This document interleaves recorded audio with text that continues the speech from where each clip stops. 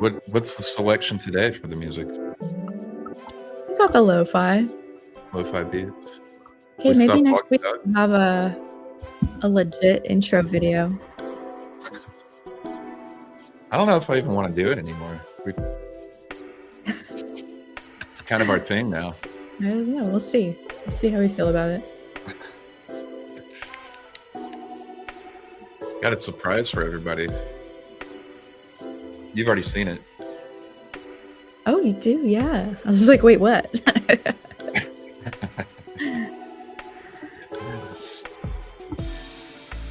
Got all the regular gaggle of folks in the chat. This is looking good. Hey guys. What is up? What's up, Past Politics? Anthony. Got Sophie in here. Ren, HTX. He dropped something in Twitter today that made me crack up, I think. I can't remember. Richard. We got Indiana.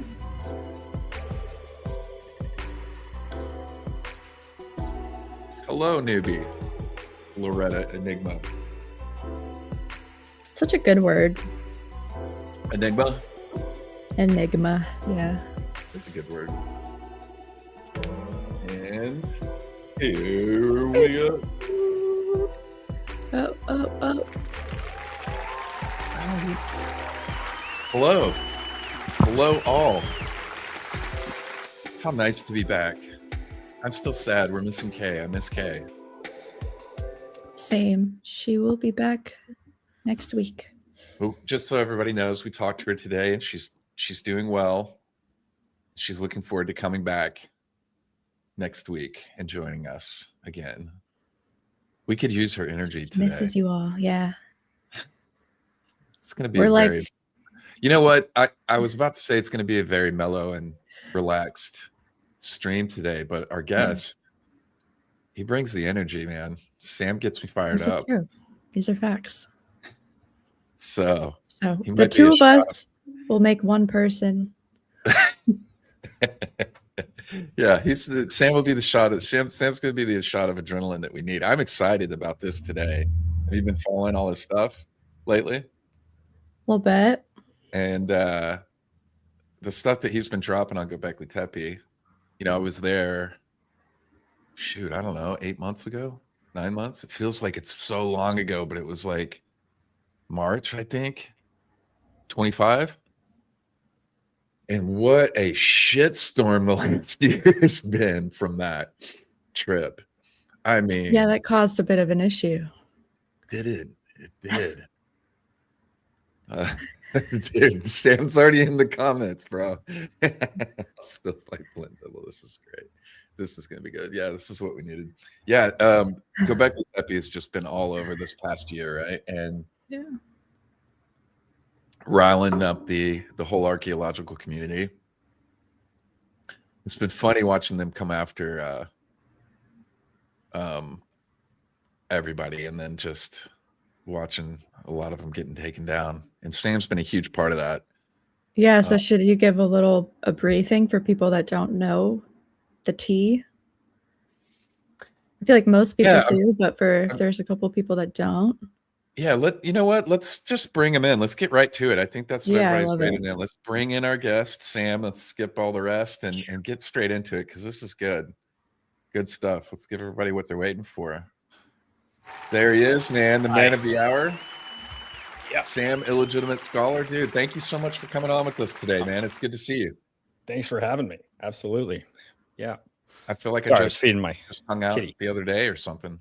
Yeah, it was like a couple of weeks ago. I'm still in Texas. That's why I'm not in my normal studio. Oh, you haven't even made it back. No, I've just been hanging out here with my best friend. But nice. Yeah, and I got a kitten here. Did show that. Oh my gosh. Oh, I didn't know that you meant kitten. No, like she's 4 weeks old. Tiny baby. She was abandoned. I had to learn how to take care of a little baby kitten. Yeah, I spent $400 at the vet taking up a lot of my time. I was just getting back into doing work because I've been on a bit of a hiatus. I see Sahara Cosmos in the comments. I owe her something that has been weighing heavily on me. I also owe other people stuff. But regardless, I've gotten into the Gobekli Tepe stuff. And there's, do you want to talk about the background of it? Yeah, let's give everybody a background and like kind of a history of what's been going on, the site and what's been going on leading up to the last year of where a lot of the controversies really started kicking off.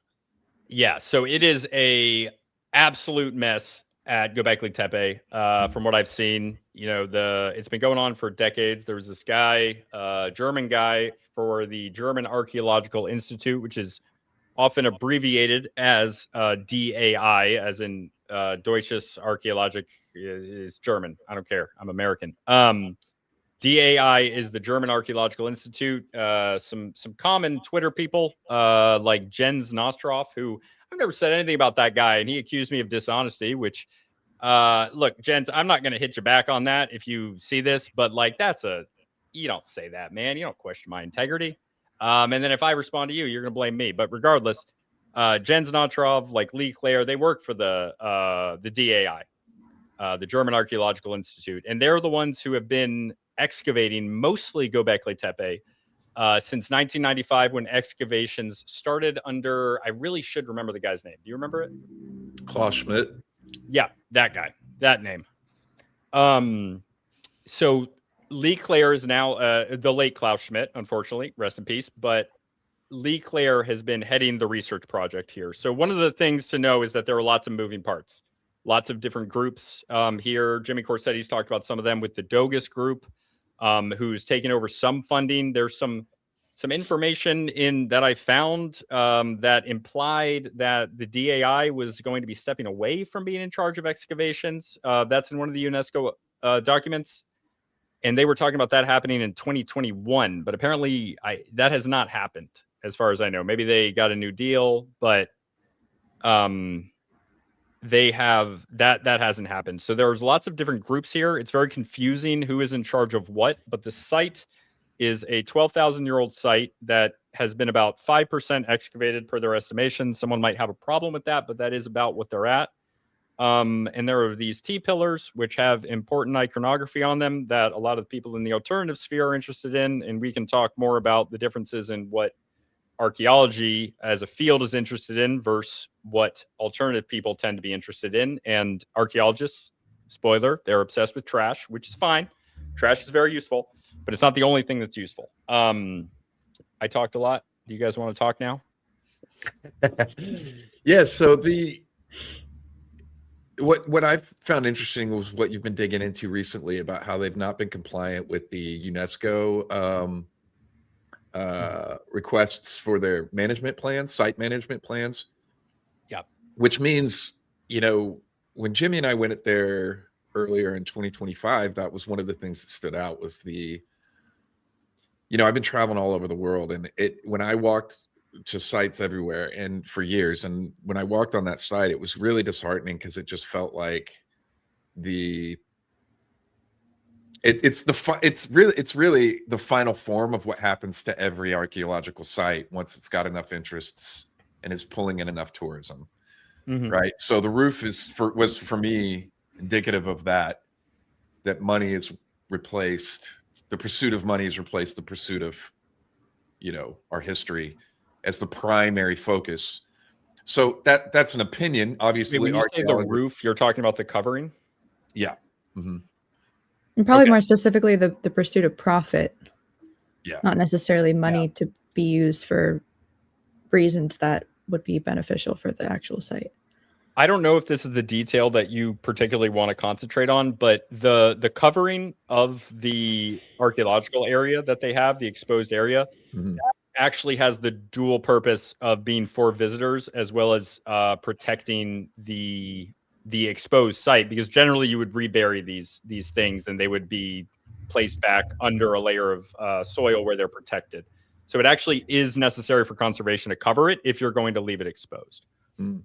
Mm-hmm. Yeah, my issue with that, I think, is the way that it was done, building these massive pillars directly into the heart of the site.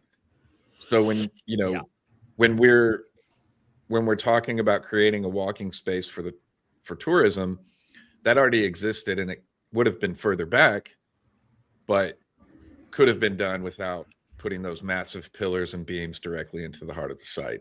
Now, we've gone over that before. I think on our stream here, I think, and obviously Jimmy's been documenting it, and then, you know, I have videos out and stuff, and you've been showcasing this online.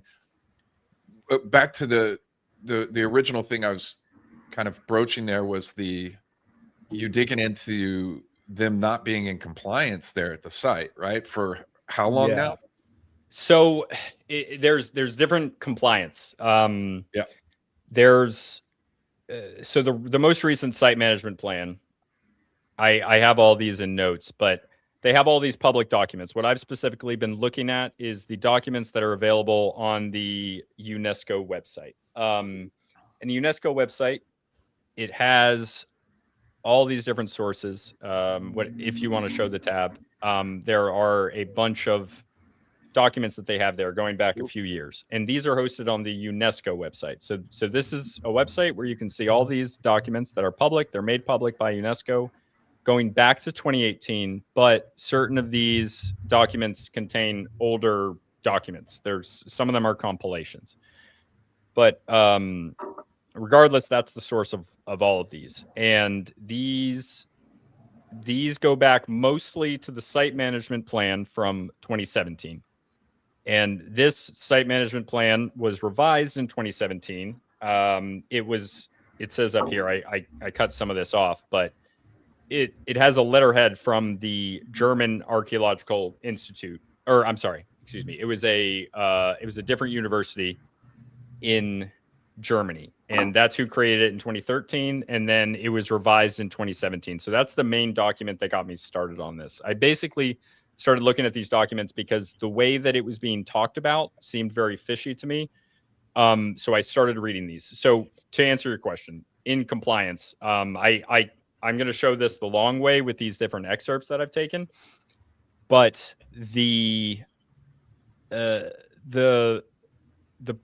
biggest point is that for 5 years, or 2017, the management plan was created until the end of 2021, which is 5 years total. So it was January 2017 until the end of December of 2021. And after that, they, to my understanding, are no longer in compliance with Turkish law. I could be incorrect on that, but that's my reading of it. I'm certainly not a lawyer, much less a Turkish lawyer. But the site has been described as expired, and I'll show that in the documents themselves. And this document comes 2017. This was a document that was used to get the document approved on the World Heritage Site list. And that World Heritage Site list is from UNESCO, which is the United Nations World Heritage Convention, ESCO. It stands for, I don't remember, it's something cultural. It's from the United Nations. But with them, they accepted it in 2018 in the World Heritage List, and they made a list of requests from the people at Gobekli Tepe, which in this case is ultimately the state actor, or the state party rather, which is Turkey. But there are other people who have been designated. There's different terms used in these documents, like stakeholders. There's different responsibilities thrown around. It's all very, very messy, but there are certain things in here that are pretty clear cut. And from that, they've made relatively little progress, which I will show you in these documents, since 2018, 8 years ago, when Gobekli Tepe was accepted as a World Heritage Site, including not updating the management plan. It already wasn't up to the standards of UNESCO that they were requesting in 2018 when they were accepted. It has not been updated. Since then, like I said, in 2021, it actually expired per the management plan itself, which was planned ahead for 5 years, which has been over now for 4 years, since 2022, January. And it's now January 2026. It's been 4 years since that expired. And I'm going to show you some even more concerning things from some of these documents, including these bi-yearly, as in every other year, UNESCO documents, which are concerned with, they're called the State of Conservation Reports, and they're discussing the issues at the site and what they're asking the state party to do and what progress has been made. And there's a lot here, so I'm sorry if I'm talking everywhere, Nope. but no, yeah, go this through is these. great. On these documents, do they specify where they're out of compliance? So I should say I'm not even sure compliance is the right word, because with UNESCO, there is mention of compliance with Turkish law, indirectly at the very least in some of these documents, because there have been, in some of the documents, it says Turkish law requires that these are updated at a certain amount of time that I believe has not been reached. But with UNESCO, it's not necessary. I don't know if compliance would be the right word, but they certainly, it's shown by them being UNESCO in 2018 requesting certain documents and certain updates, which will make more sense when I show them to you after this. But I've got these in chronological order.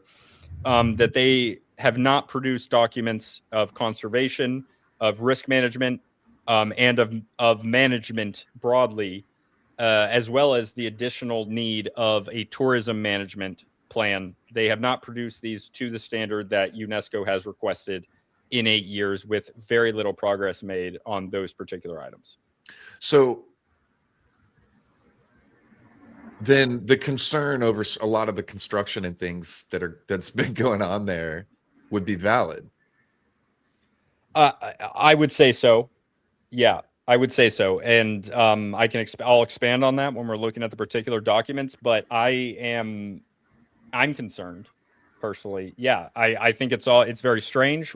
I'm sure that, this is quite common. Archaeology is done different ways in different places, but with a site like this, it's very, very strange. And there's no, I mean, we can speculate about what it is, but I can show you. Yeah. But I want to show you those after I show you a few. So we've talked about the trees, right? Yeah. So I just want to talk on the trees for a moment, because Jimmy Corsetti brought up these trees, and the trees being an issue. And the olive trees, they were planted by a private landowner. And to my understanding, the landowner planted this orchard in anticipation of the land being expropriated. Right. It would be the equivalent, it seems, of eminent domain in the United States, which was famously used to steal homes from people in my hometown of New London, Connecticut, which went, I think, to the Supreme Court, and they never built anything. But regardless, the government's going to take the land. They were expecting to take the land, so they planted an orchard, so it's worth more money. So because of that, the landowner gets more money. And hilariously, Jens Notroff, he called this capitalism. It isn't. This is government ownership of land. Has nothing to do with capitalism. It's a government institution. He was defending it like that's just capitalism, but it isn't. This is explicitly not capitalism. It's a state-owned enterprise. If anything, it's communism, but it's not really that either. That's silly. It's ridiculous. The things these people say are crazy. But regardless, as early as 2016, these trees were being brought up. So this is from a document in 2016 from the Sanliurfa, which is the local area of Gobekli Tepe Regional Council for Conservation of Cultural Properties. And the verbiage here is unfortunately a little ambiguous to me. I'll make it larger here. The trees planted recently in the first degree archaeological site, and the first degree would be the highest level of archaeological site designated in the country of Turkey. There are also, as a part of the greater site of Gobekli Tepe, third degree archaeological sites, which have less legal protection. Those are further out. The main site is protected at the highest level, in theory, by Turkish law as a first degree archaeological site. And then there's also a buffer zone. And all of this information is in the management plan, which I'm about halfway through it. I've been reading it live on stream. It's taken me about 7 hours, including with commentary, and I have to get back to that. But I'm reading the entire thing. Regardless, this is from 2016. And it says the trees planted recently in the first degree archaeological site, which damages the archaeological elements, shall be uprooted by the excavation directorate and planted in different areas. So I don't, you can read that a number of ways. And unfortunately, a lot of the people discussing this online and defending the actions of the people there will take the tiniest little crack in the concrete that they can to make an argument that nothing crazy is going on. And you can read this to say, if they damage the site, then we'll get rid of them. But we have other things. And after this, I'm going to get in to some of the more specific documents recently. But this is the management plan and the conservation plan, which was not really the full conservation plan, which again, I'll have to show you in a minute. So any questions before I go into this tree thing? No. You know, I think so. Not for me. Am I I think one of the boring big you? questions I have No. that keeps No, coming not at up for me on the controversy surrounding all this is why there's controversy. It seems like we should all be arguing for the same thing. I mean, I'm concerned about the site, which is conservation of the site. Yeah. So when we're talking about whether it's on my end, the thing that I was focusing on, which was these pillars and the roofing system, or Jimmy with the trees, or you pulling up the documents and stuff, these are concerns about an archaeological site and our history, the things that we care about, right? You would think that there'd be some kind of at least overlap, but my experience over in terms of finding some common ground, but my experience over the last year has been anything but that. Especially on X, if somebody on X has archaeology in their archaeologist in their bio, it's just assumed automatically at this point that they hate me. Yeah, and me too. And I only work within like archaeological documents, so it doesn't make any sense. I guess it's a tribalism thing, but I've been shocked. I've known a lot of archaeologists in my life. I've met only a few that I did not think were good people. The behavior of archaeologists online has shocked me and is completely different from what I've experienced in real life.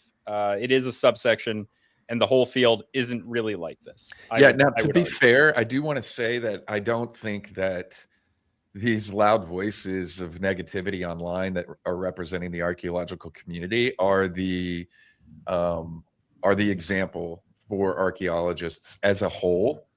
Yeah. I just think that for whatever reason, archaeologists that choose to get online for the most part seem to be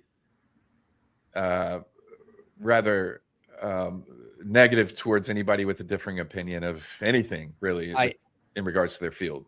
Yeah. And they're also generally not the most prominent ones. Like Dr. Lee Clare, he's in a very prominent position. So maybe that's not true for him, but for someone like Flint Dibble, Flint Dibble is an archaeologist, but he's not like a prominent archaeologist. He hasn't actually published an archaeology paper since 2022,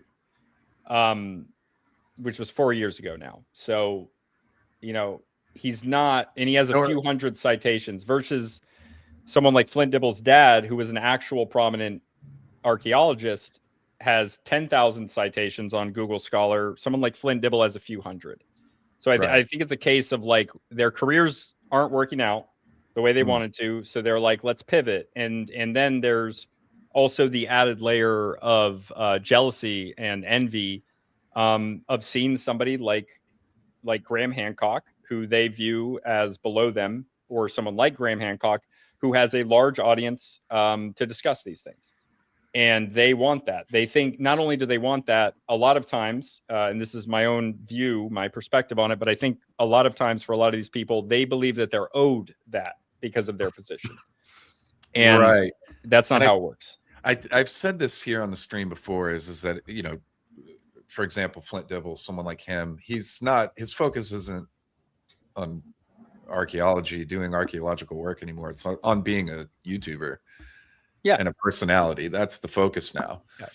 I mean, he is a professor still. I believe Correct. he's still teaching, like to my understanding. But being a professor and teaching archaeology is not doing archaeology. A lot of times, people will do both. They'll teach classes and they'll do archaeology. But I mean, he hasn't published since 2022. Like that's 4 years ago. Like at this point, it's a long time. So Somebody has graduated with an archaeology degree since Flint Dibble, like started college, started university, finished university, did all 4 years in the entire time since Flint Dibble actually last produced any archaeological work. Yeah. So look, we could dig into Flint for the whole show, but let's get back. Right, let's get back to the documents here. Flint Dibble doesn't understand maritime archaeology, and he won't talk to me about it or even acknowledge what I've said because I showed that he's a complete moron and doesn't know what he's talking about. Okay, so Gobekli Tepe conservation plan 2017 to 2021. This is produced by Lee Clare and Dr. Ing Moritz Kinzel from the Deutsches Archäologisches Institut. And Lee Clare is not German. He is British, but he works for the German Archaeological Institute. And I incorrectly one time identified him as German, but close enough. Regardless, they created this conservation plan for 2017, but I'm going to show you what it says in these later documents, which leads me to believe that it was a conservation plan, but it was never up to the standard of what they wanted. So in this document, okay, see here, 2017 to 2021. And there was also a draft in the documents, but this is the finished one. So these are the conservation priorities. This is one page near the beginning of this document, and the document is much larger. But one of their priorities is removal of olive trees on impact of roots on unexcavated archaeological heritage. Now, look, I might be reading this wrong, but when I see a document, and this is from that document that says 2017 to 2021, and then I see a goal that says removal of olive trees, to me, that means that the time scale is by the end of 2021. So let me just, I'm sorry to interrupt you, but let me stop you real quick. Interrupt me as much as you want. And let me have you explain to people that may not fully understand what's going on here with Gobekli Tepe, why this is important. Yeah, so most of Gobekli Tepe is still buried in soil. It's in situ, as archaeologists would say, and they would mock you for not saying, but I don't care. It's underground. It's covered by soil. It's in the dirt, and that makes it safe. However, tree roots have the possibility of damaging the archaeology beneath, the material culture beneath, and moving things around as they grow. I've excavated at probably a dozen or so sites. I've seen tree roots, not all of tree roots, granted, but I've seen tree roots destroy archaeological sites and make the work a lot more difficult. This is what happens. You can take the opinion that the tree roots were not going far down enough to damage the site, and that's possible.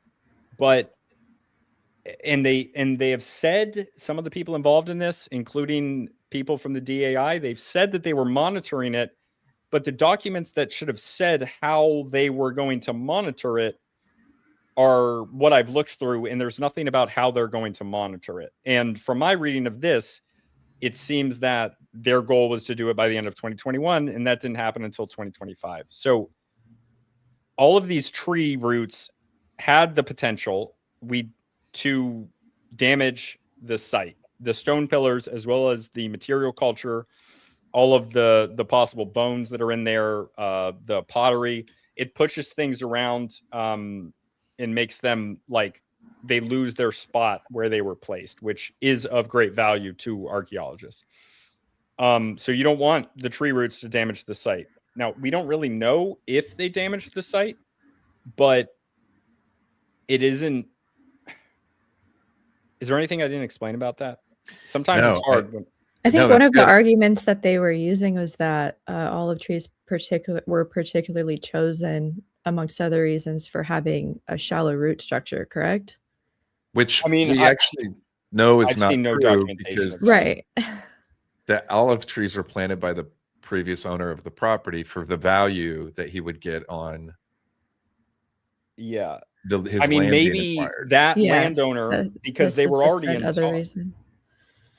They were already in talks to like take the site as an archaeological site from the landowner. So it's possible that the archaeologists spoke with them about what trees to plant, and they decided in favor of olive trees instead of some other type of tree because the roots are less likely to damage the site. But there was no archaeologist specifically making the call to plant olive trees in any documentation I've seen. And Hmm. from So these it's just documents, something that someone chose to say as a defense for a reason to be like, yeah, you I know, think so, probably. yeah, And made I up also after the fact. have, I mean, I have tweets here that I grabbed that are from people that are heavily involved in this that are Yeah, defending the trees. let's look at that real quick So, because some of these I haven't seen. well, this one's from Lee Claire. There's a lot more of these on Twitter, but erosion has been an issue at the site since the Neolithic. As far as we could see, the trees made a positive contribution to retaining sediment, but it was always clear they had to go. I mean, this might be true. It is very possible for tree roots to prevent erosion, but the place was a step. Like it was used as agricultural land in the past, but the soil, the shrubbery, the vegetation that was there seems to have been doing a good enough job. And it seems like this is just trying to justify this action. But this is from October 21 from Lee Claire. I mean, he's the author of the conservation plan, right? This one, he wrote this. I mean, he published it where it says removal of olive trees, impact of roots on unexcavated archaeological heritage for a timetable until 2021. And here he is defending it. I did not And then realize how difficult it would be. what's the date on the when did he tweet that? October 21st of 2025, I believe. So he's writing up site management plans talking about removal of the trees all the way back in what, 2016, 2017? So I don't believe that specifically was in the site management plan. This is the conservation plan, which is a different conservation plan. He's writing about the removal of the trees. It's a long-term activity. To be fair, he did say it was always clear they had to go, but there is no mention about a positive impact of the tree roots against erosion. There's no mention of that. Yeah. In any of these documents that I found, and I've scoured them. I've read half of the management plan like itself. When were they planted again? When were they originally planted? Right before 2016, a few years within a few years before 2016. I don't know the exact year. So not I don't know if really anyone does actually. So here's another interesting thing. When Jimmy and I were there, we just happened to show up on the day that they were removing the trees. I mean, talk awesome. about complete blind luck. But we showed up at Gobekli Tepe the very day that they were cutting down and removing all the trees. Now, they were cutting the trees at the base, but they left the roots. So it was an entire field still full of the root systems. So, well, I'd be interested to see if any of those have been dug out. But, I took pictures and showed it in the video for that I released. But as far as I know, the roots are still in the ground.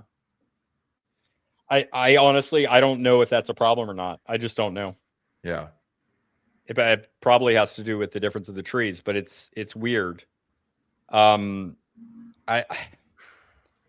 This is like a case-by-case basis thing where trees can be helpful and they might not be helpful, but that's why you have these types of documents where these things are specifically looked into. And I think it's very irresponsible of these archaeologists to be blindly defending this. Like this is happening after, like, it's been written in 2016 that the trees can be removed. And then in that document I showed, and then the conservation plan, it's a goal. to remove the trees. So I don't understand why people are defending the trees. So why is, for the last year or more, is Flint Dibble even weighing in on this? I don't know, dude. He is a classics era food archaeologist, an Right. archaeobotanist, as far as I know. So where does his expertise come into play with any of these opinions?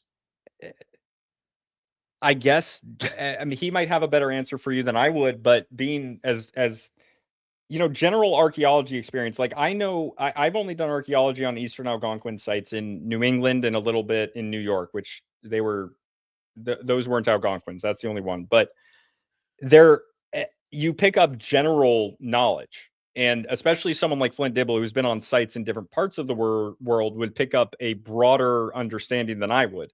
But it's all still general knowledge. It's not specific to the site, and there are like there you can talk generally all you want. Like generally there are olive trees on sites, and that's fine, but you judge them by a case by case basis. Sometimes they can be helpful, sometimes they can be hurtful. And like always, Flint Dibble is talking out of his ass and doesn't bother doing the work and going through it. Like he just doesn't know, so he's talking out of his ass. Like this is actually dangerous to the site, because you have someone like Flint Dibble who is viewed by, you know, at least maybe 7 or 8 idiots, but still as as an authority on this, as well as people that are actual authorities on this. Some of them who have written about how the trees need to go, and they're defending the trees, and that skews public perception on what this is, and I think that's irresponsible. Right. So I think it's confusing yeah. to the public, because it feels like we're running around in circles, even just digging through the comments and trying to figure this out, and the perspective and the position of these archaeologists who have chosen to weigh in on this, and including people who've worked at the site. It feels like about a lot of flip-flopping. Do you feel like that would be accurate? I feel like I'm being gaslit by these people, to be honest. Right. I like I'm actually getting gaslit. Yeah. Past politics, great account. Follow him on Twitter. Exactly. Sam has got it 100% correct. Thank you. And the rest. Lee Claire's flipped back and forth. I don't know why I'm reading this. I muscle memory. Maybe for people that are just listening. Right. That's why I would do it, but this is not my channel. No, do it. Keep going. It's a hostile takeover of the Wandering Wolf channel. That is what it feels like. It feels like being gaslit, and it feels like for the last year, since I've been involved in this, it feels like just running around in circles, to the point of just being like, dude, I don't listen to these guys anymore. And they've come on my accounts and harass me unprovoked, and I just ignore them. You know, we've recently watched that all happen this past week also. And because it doesn't feel like there's anything to be gained. There's no way for a productive conversation to happen from this when this level of confusion exists. And to me, it's like willful. It's correct. It feels like this is actually why I started looking into this stuff, because at first I thought like, okay, the trees are weird. Jimmy took care of it. Jimmy brought it up as a big issue. And look, after reading these documents, I already believed it. But after reading these documents, I am 99% sure that the reason those trees got removed is because of Jimmy Corsetti. So, you know, hats off to Jimmy for that. He made more of an 100%. Impact on archaeology than certain people named after rocks ever will. Yeah, 100%. Yes. Well, and to know we'll never know what the source of the flip-flops like from Lee Claire would be, like which outside influences are you know, maybe pushing him to say one thing one day and then a different thing the next. Like, I don't know. We'll never know that. But I did look up, do roots of olive trees keep growing after you cut the stump? And according to Google AI overview, yes, olive tree roots can keep growing and send up to new sprouts after the main tree is cut down. So even with them just cutting the tree off and then leaving the roots doesn't necessarily mean that no more damage is going to happen. I would assume they have more of a process. I think that they moved the trees, so they probably have some plan, but whether or not they stick with that plan, Yeah, but can we have we'll faith in that? Does anybody question why we wouldn't have faith in that after looking at some of these documents and different things? Dude, I haven't even showed you the worst ones. Yeah, let's So get get ready Okay. to have the last of your faith stamped out. Okay. Yeah. Wait, do you think that this is, what's your opinion? Do you think that this is malice or just incompetence? Like, do you think it's just a disorganized project, poorly managed, or both? I don't understand how it could be poorly managed. Maybe overmanaged is a word. Maybe like what's the politically correct way of saying too many chiefs, not enough Indians? I think, you know, and I've said this again, I've said this on this live stream before. I can't remember which episode we were talking about this, but I think that Lee Clare is in a position of having to be the face for that site, right? So he is in this position of being the expert archaeologist for the site, but also having to manage expectations publicly, which I don't think he's great at, and also keep things kind of under wraps when the people who are really in charge, which are the ones that are financing everything there at the site, these walkways, the roof system, there's a couple new buildings there, and the gift shop and the restaurant and the new hotel resort that they're building at the front. He has to manage all of that, right? So he's in this almost position of like being, you know, this spokesperson for this whole process and not just being an archaeologist. And in defense of Lee Clare, even though Lee Clare has been a bit of a dick to me, and he has me blocked on Twitter, and he doesn't have Jimmy Corsetti blocked, which is very strange. And I have to believe that has something to do with the particular things that I'm discussing, which he's not. Or maybe I forget that I said something. I tend to do that. That might have actually pissed him off, but I don't know.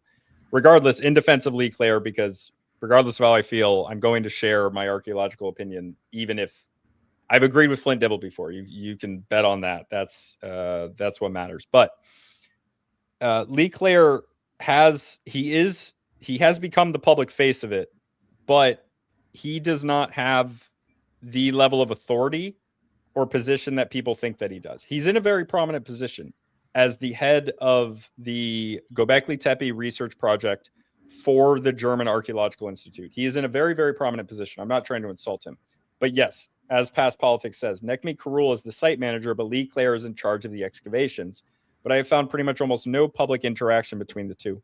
And I don't know how. So to my understanding, again, Nekmi Karul has other positions as well. I believe he's a professor as well as being the lead archaeologist at other sites of the what Tas Tepler culture, as it's called. So he has other responsibilities. There's also the Turkish government itself. There's the Sanliurfa, which is the local like tourism and cultural resources board. There's an advisory board, which I cannot for the life of me find the current members of anywhere, but when I did find a reference to them in an older document, they were almost entirely Turkish professors. So I don't believe that Lee Clare himself, I don't know if there's malice anywhere, but I've seen no evidence of malice in the work being done. I have seen malice in the way that it's been discussed online, but not in the actual work. I don't think Lee Clare wants to damage the site. I don't believe that. I actually don't believe that either. Yeah, of course. I don't think he wants to damage the site, which is why I said before, I think he's in this very tough position that he's not good at handling, of being the face of Gobekli Tepe right now. Yeah. And without the authority to do everything that people with expect. No authority. And right. Yeah. He also, it's very important. This is the Turkish government. This is not the United States government or the Canadian government or the British government. They don't have the same sensibilities that we do. Like he can't just, there are things that he can't say that maybe he wants to because of the climate in Turkey. And Lee Clare has brought this up before. He is a British national who works as the head of a research project for a German institution that is being allowed to work in Turkey. Right. So they can kick him out, as far as I know, anytime they want if he says the wrong thing. And, you know, as we've seen with some of these threats of sanctions against Jimmy Corsetti, that is something that they're willing to do. We saw this as well in Egypt with Graham Hancock being effectively banned from the pyramids. Maybe I'm misquoting that, but he was something like for that, years. right? Yeah, for years. Yeah. Was he actually banned from the site itself, right? Yeah, from the country. Right. And I don't think we've hit that extreme, but I think your experience, which I remember listening to, was somewhat, you had a scary experience. After I do this, I'm not going to Turkey. Well, that freaks me out. Yeah, so, you know, we did an Egypt tour here recently, which was amazing. And the day of my flight back, that morning, like maybe 2 hours, maybe less, all of my flights were changed and rerouted, and I was put on different airlines, and now I was flying through Turkey and Istanbul. And so I was like, okay, well, let's see what happens. I get to the airport. I have to get a ticket there now because all my other tickets were like no good. This is just a few months ago. This is November. And I get there. They can't print me a ticket. And they're saying that my name is flagged in the system. And I shit you not, I thought about canceling my whole thing in Cairo and buying a whole new set of tickets. But I did it anyways. They gave me my ticket, but they didn't give me my connecting ticket and said I had to, when I got to Istanbul, check in there with this other airline and they would print me a ticket. And they gave me a bag. Your name flagged is crazy. Unless it was just a logistics thing, maybe. It turned out being a logistics thing, but I'm not gonna say that I wasn't, you know, sweating a little bit on that one. Yeah. It's such an unfortunate coincidence. Yeah, and I haven't really gone after anybody or tried. You know, I did the video, and I mean, I'm a vlogger. I go to sites around the world documenting these places and share it with people. And you know, I shared my trip through Turkey and Gobekli Tepe and what I thought, but I haven't been going after these people, these archaeologists, like you know, Jimmy, for example, or even yourself or Dan. Yeah. So, but they've certainly come after me. They're for being not involved. very forgiving people. No, not at all. So, so let's get to the good stuff. Blow my mind, man. You said you had some stuff that was going to just.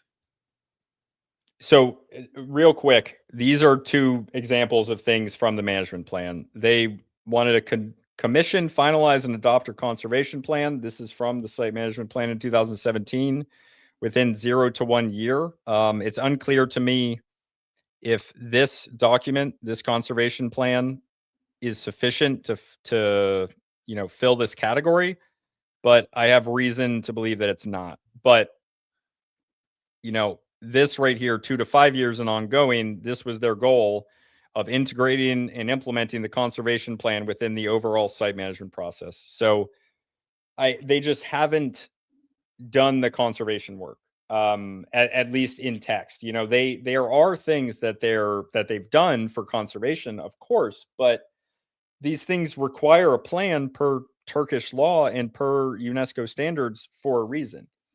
And they haven't met those standards. Oh yeah. And this is just a line about the trees from the management plan. Also along the slopes and its hollows, all the plantations cover considerable parts of the mound. Those were planted shortly prior to registration of Gobekli Tepe as the archaeological conservation site and represent a recent and somewhat artificial, but currently substantial part of the Tues vegetation. And now this is the good stuff. And there's more. You know, there's so many of these documents, but what you'll notice here.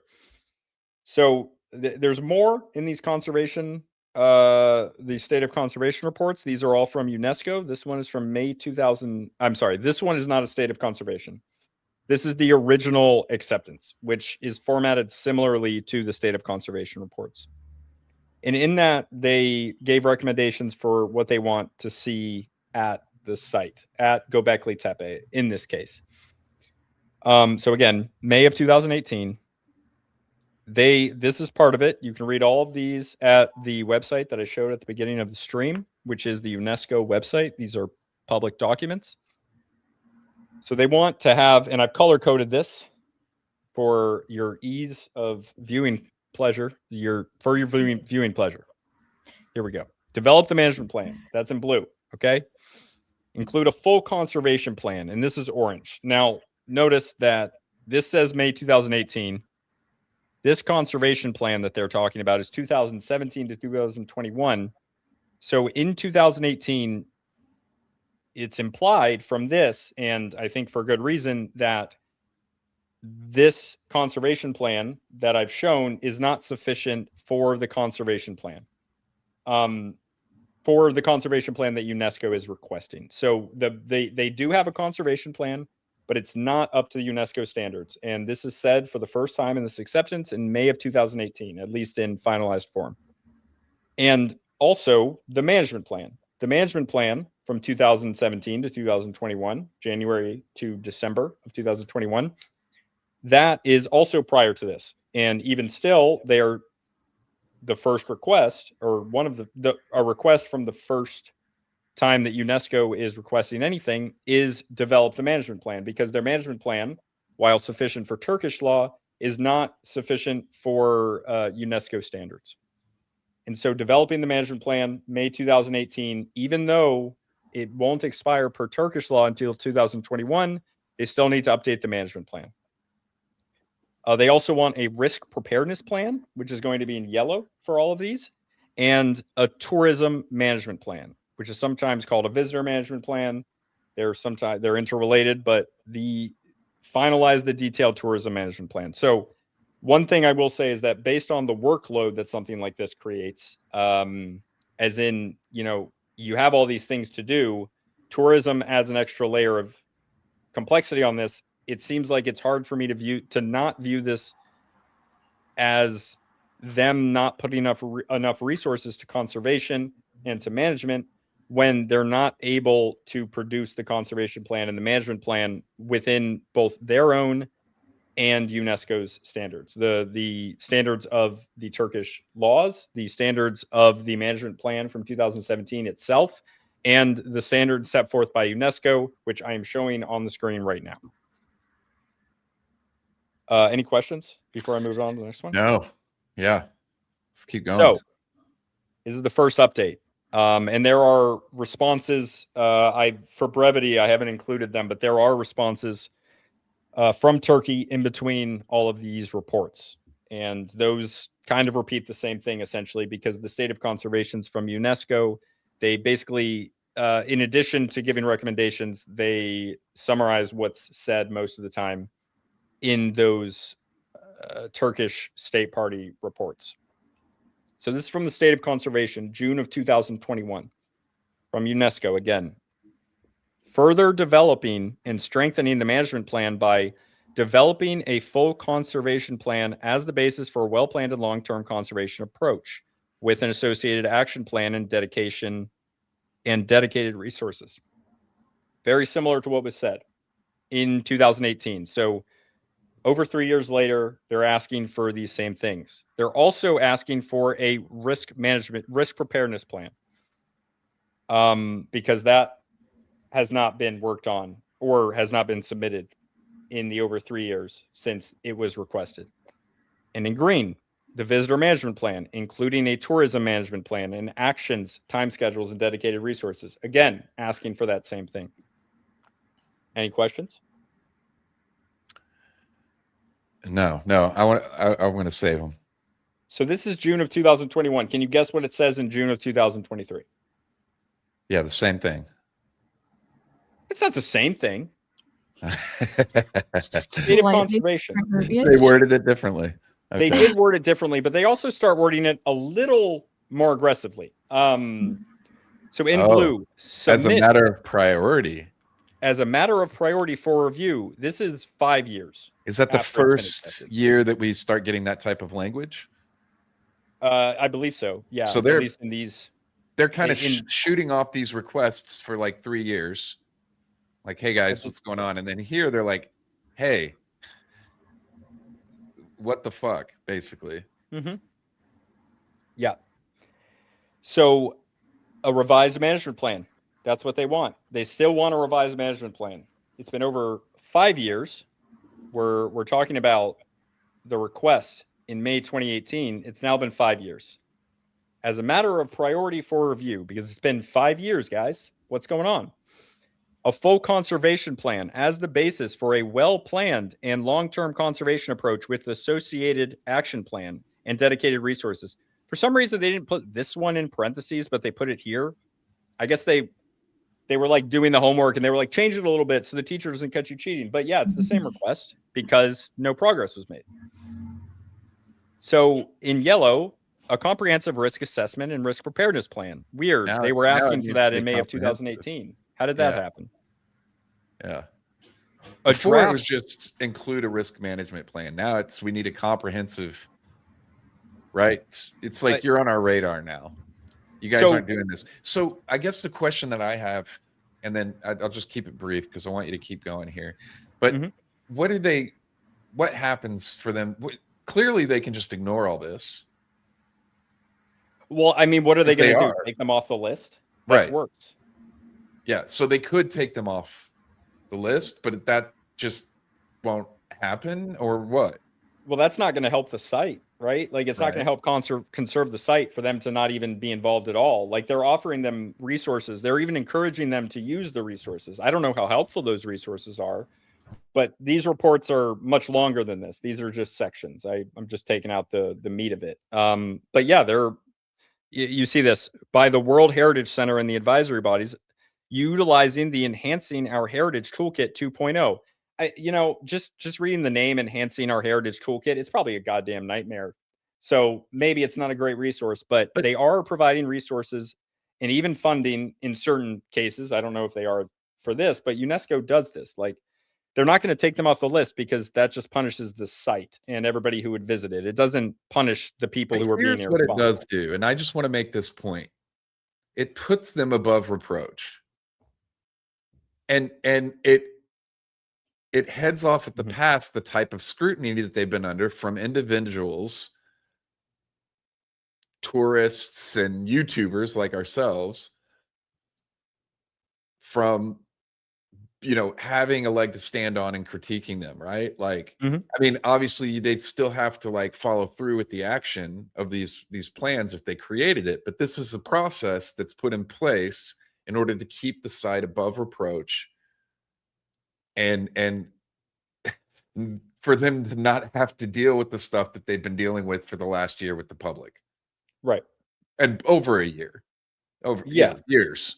I mean, but it's shocking to me that no one else has looked into this stuff. I guess it's more of like me and past politics thing, but yeah, but let's definitely thank Jimmy for putting this on the map so hard. He went so aggressively on this and knew that it was such a big deal, and he hasn't let up. He hasn't taken his foot off their neck.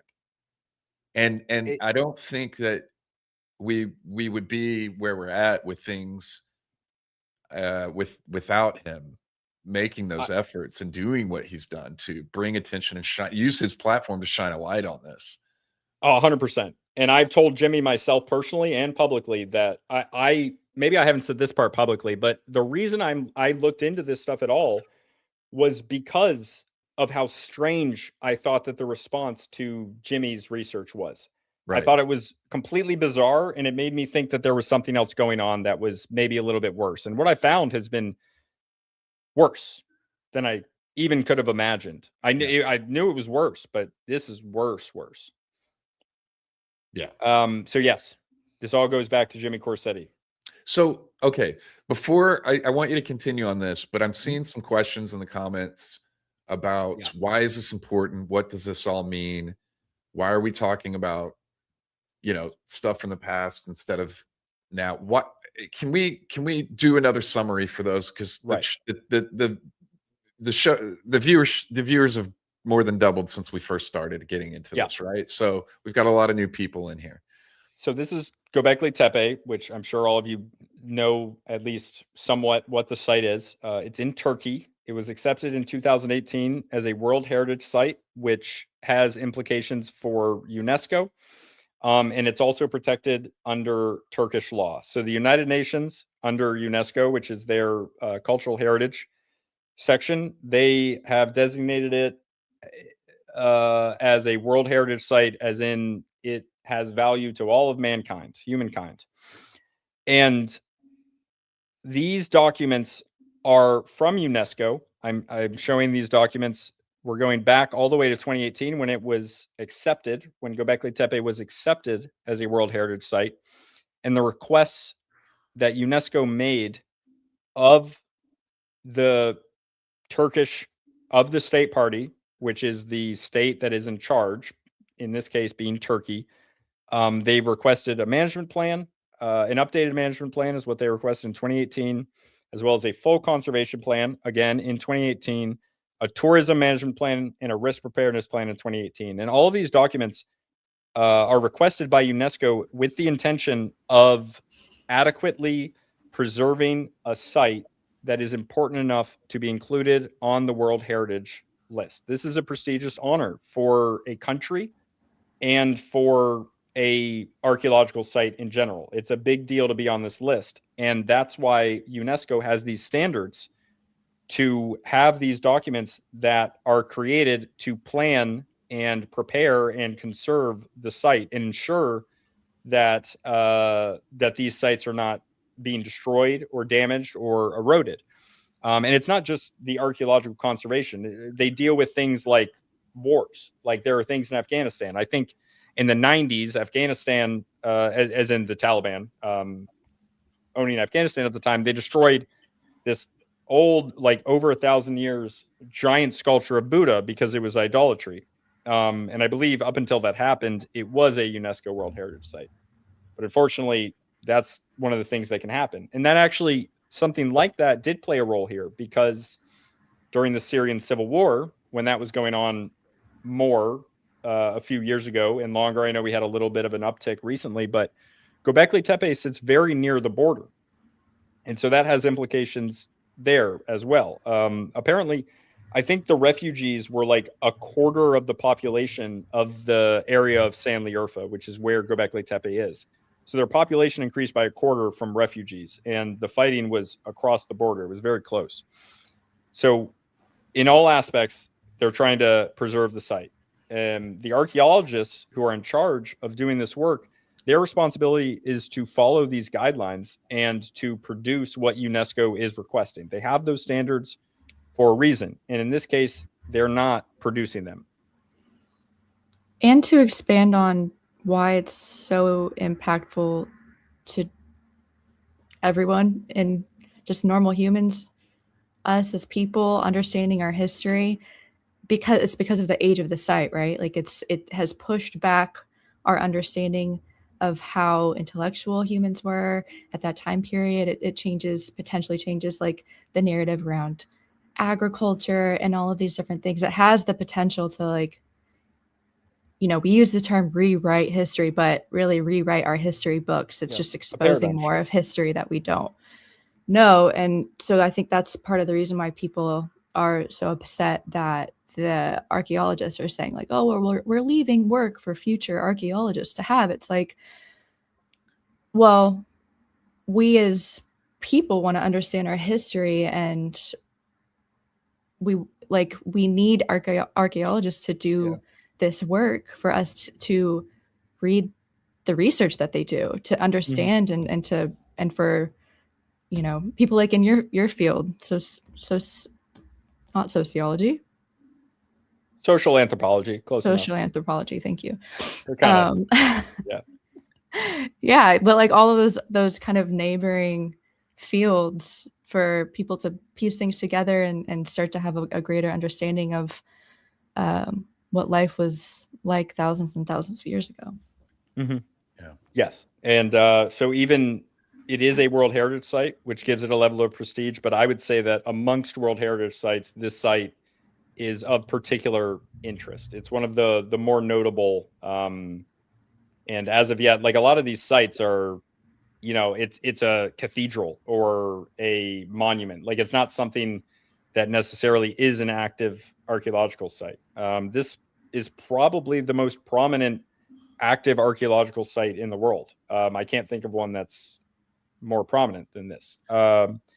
So it's Yeah, I do have some stuff to say about leaving the work for future generations. Not necessarily that I'm more in the middle, and I'll get into that a little bit after. I think that would be helpful if you guys want to talk about it. But let me first go to 2015, or I'm sorry, 2025. As long as that's okay with you guys. I'm Yeah, Yeah, please. yeah, go I'm for not it. trying to hostile take over your channel here. No, I Do feel it. like that. I feel like that summed it up. That's good. Cool. Good. So they're asking for the same things up until July 23rd July of 2023. So submit as a matter of priority or for review. We see that in 2023 that it's a what's the word? It's an increase in the intensity of the language. It's an intensification of the language. There's some other word I was looking for, but regardless, Escalation. escalation. Thank you. That is the word. So then we have 2025. And this is the most recent one. This is the most recent state of conservation from UNESCO from July of 2025. So we won't have another one until approximately July of 2027. So reiterates its recommendations to the state party to use this resource in the revision of the management plan, and stresses, and things are being underlined here. Okay. They're pulling out underlines. This is getting serious. They've been asking for this for, at this point, last year, 7 years. So they're underlying stuff. They're pulling out as per my previous email. Literally. Very like the official document version of per my previous email, except per my last 3 previous emails over the last 7 years. What the hell are you guys doing? It's gotten worse since we made you guys a World Heritage Site. What are you possibly doing? Yeah, with all due respect, the revision of the management plan and stresses the urgency of expediting this process, particularly given that the previous management plan expired in 2022. Really expired the end of, or January 2022 or December of 2021. I've seen it written both ways, but regardless, and requests that the revised management plan include a full conservation plan as the basis of a long-term conservation strategy. So a disaster risk assessment and preparedness plan. You're seeing the same language. A full conservation plan as the basis of a long-term conservation strategy. Oh, approach here and then strategy. So it is a little different. With associated action plan. And then there actually is one change here. They did work on some of the visitor management plan, but there were changes requested. So they got one of those things that we've been looking at year after year. But it was the visitor management plan. The thing that they prioritized for some reason is visitors coming to the site. So we're almost done here. There's one more excerpt that I have that I think is the worst one. So you tell me. So they made some progress here. Good for them. But it's still been 7 years, and you guys made a draft of one of the things that they requested, which is crazy. So this is where they're asking for particular things on the visitor management plan. Okay. So this right here, this is from this same document from the State of Conservation, July 2025.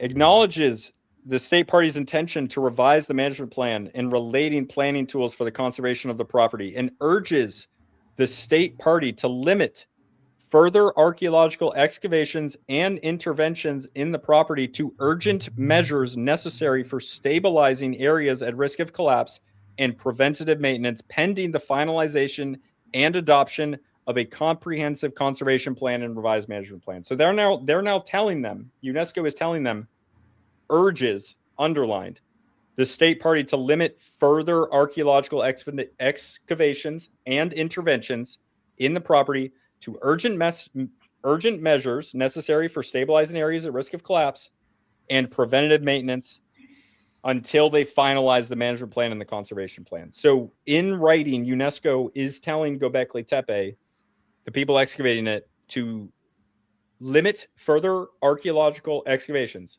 and interventions they don't say only, but 2 urgent measures to stabilize and preventative maintenance. They don't want them to be doing anything. I guess they are. Lee Claire was sharing stuff that they're doing, unless what they were doing was related to what they're describing here. But the UN is telling Gobekli Tepe, because you guys haven't done these things that we asked for 7 years, stop excavating, because we need these documents so that we know that you guys have a plan.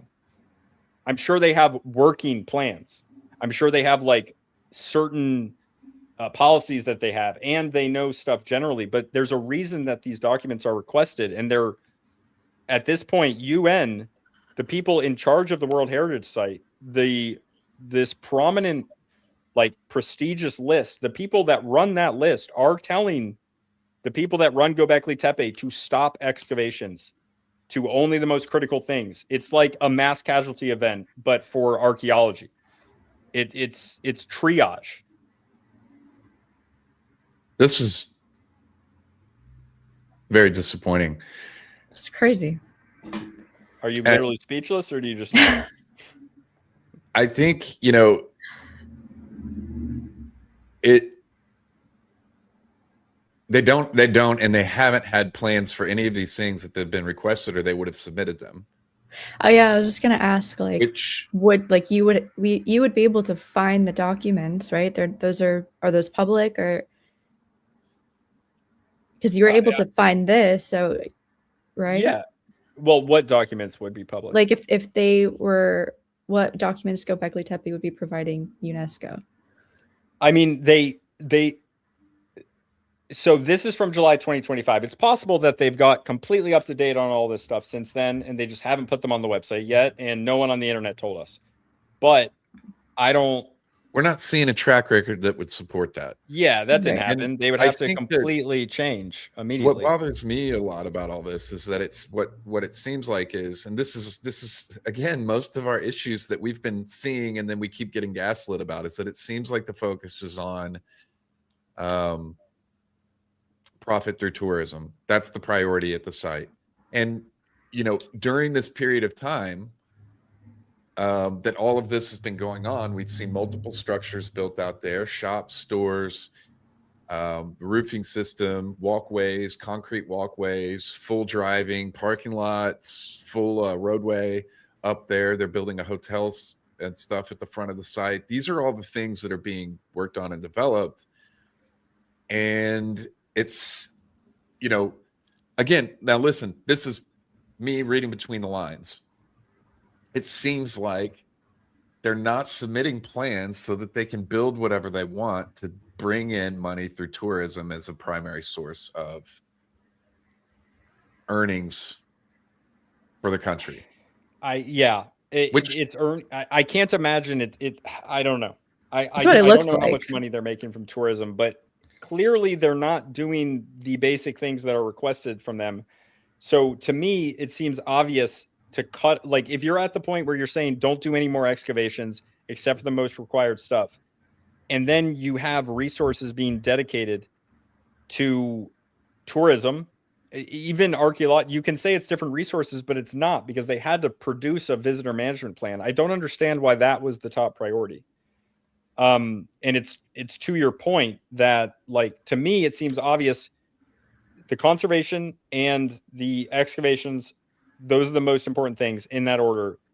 Tourism should not be the most important thing when we're dealing with a situation that is this dire. And of course, they'll try to downplay this on Twitter, and they'll say, "Oh, this is totally normal for sites," but this is not normal.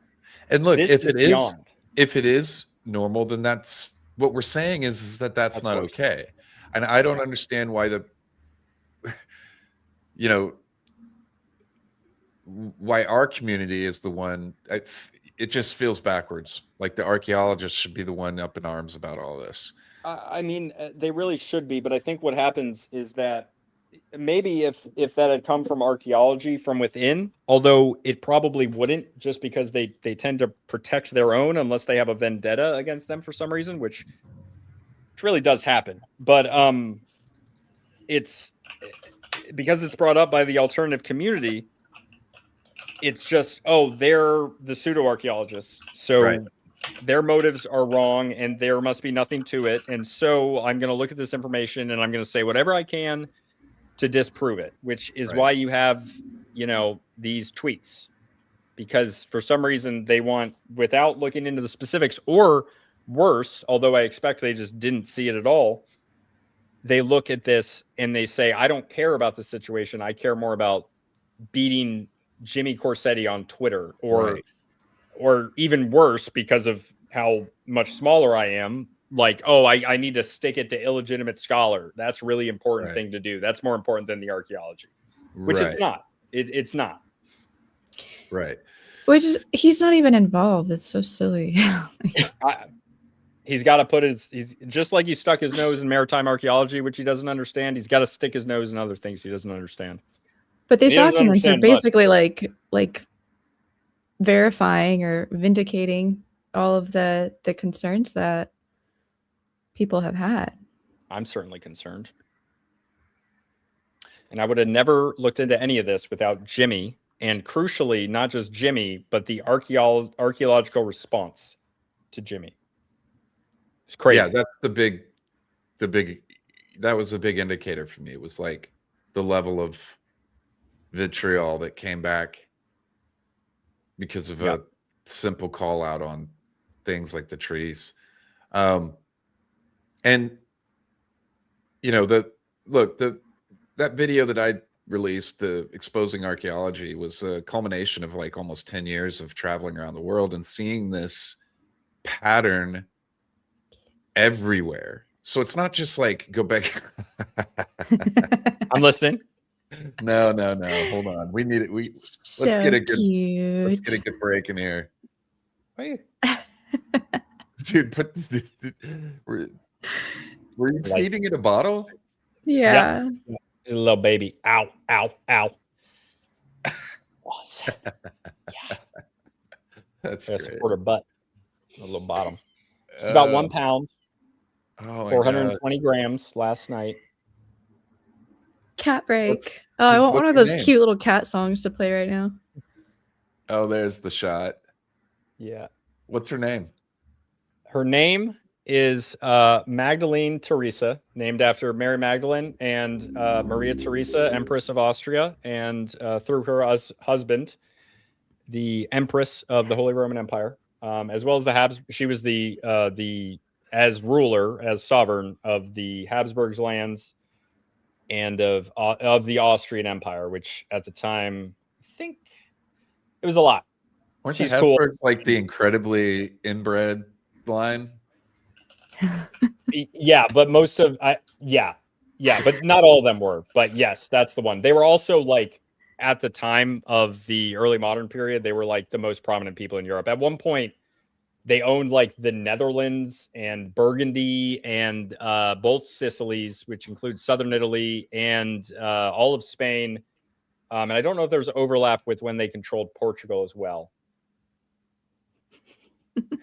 But yes, Habsburgs were very prominent.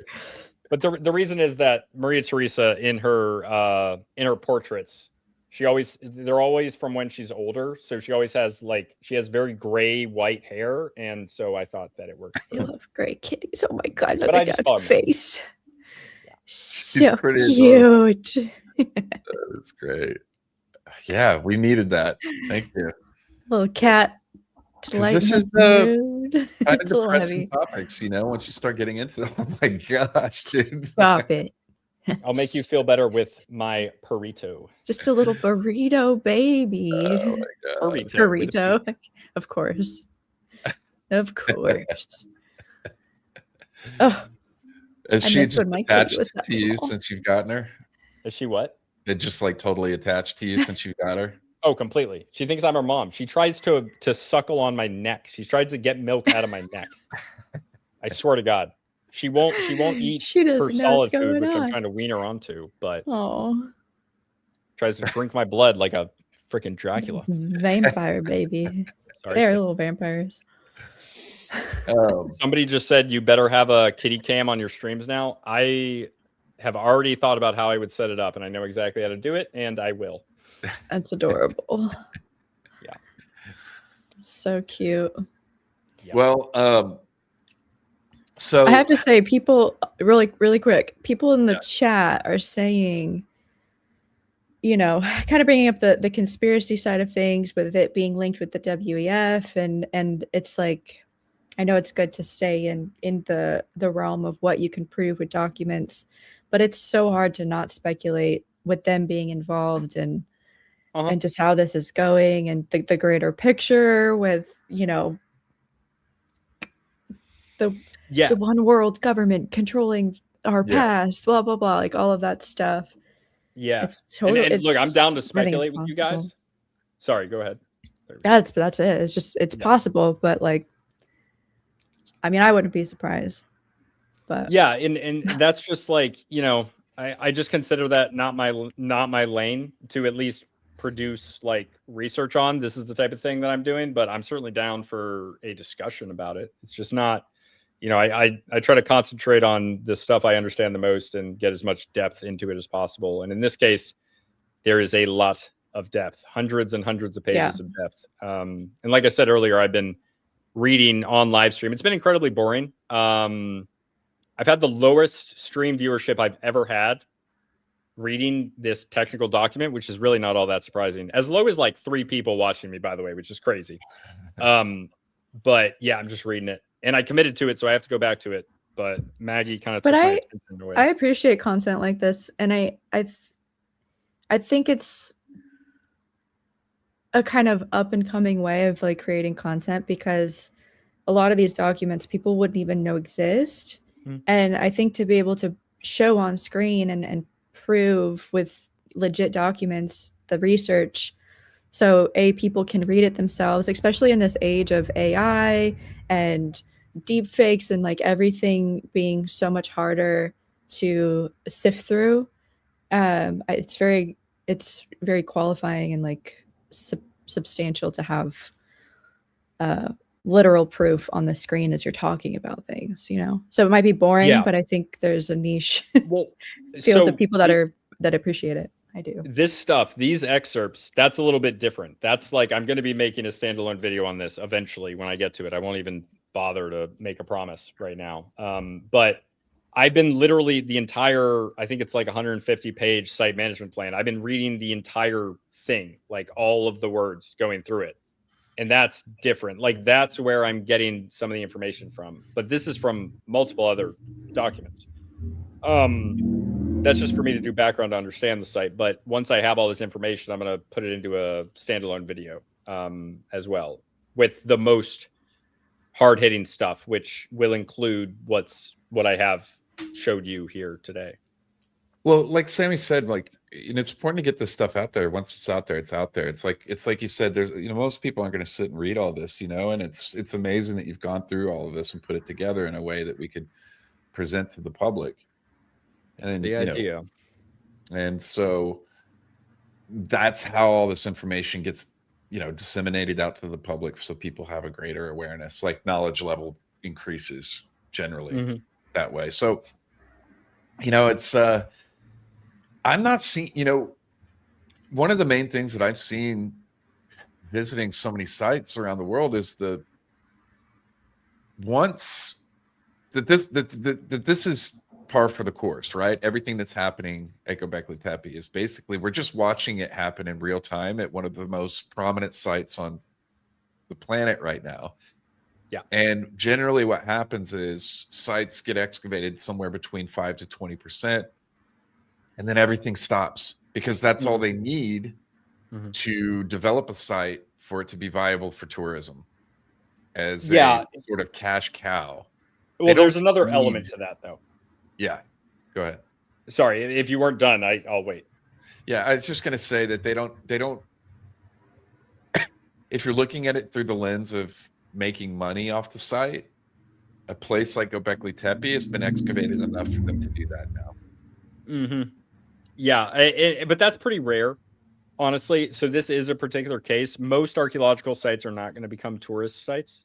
But in this case, because of its prominence, they have that opportunity.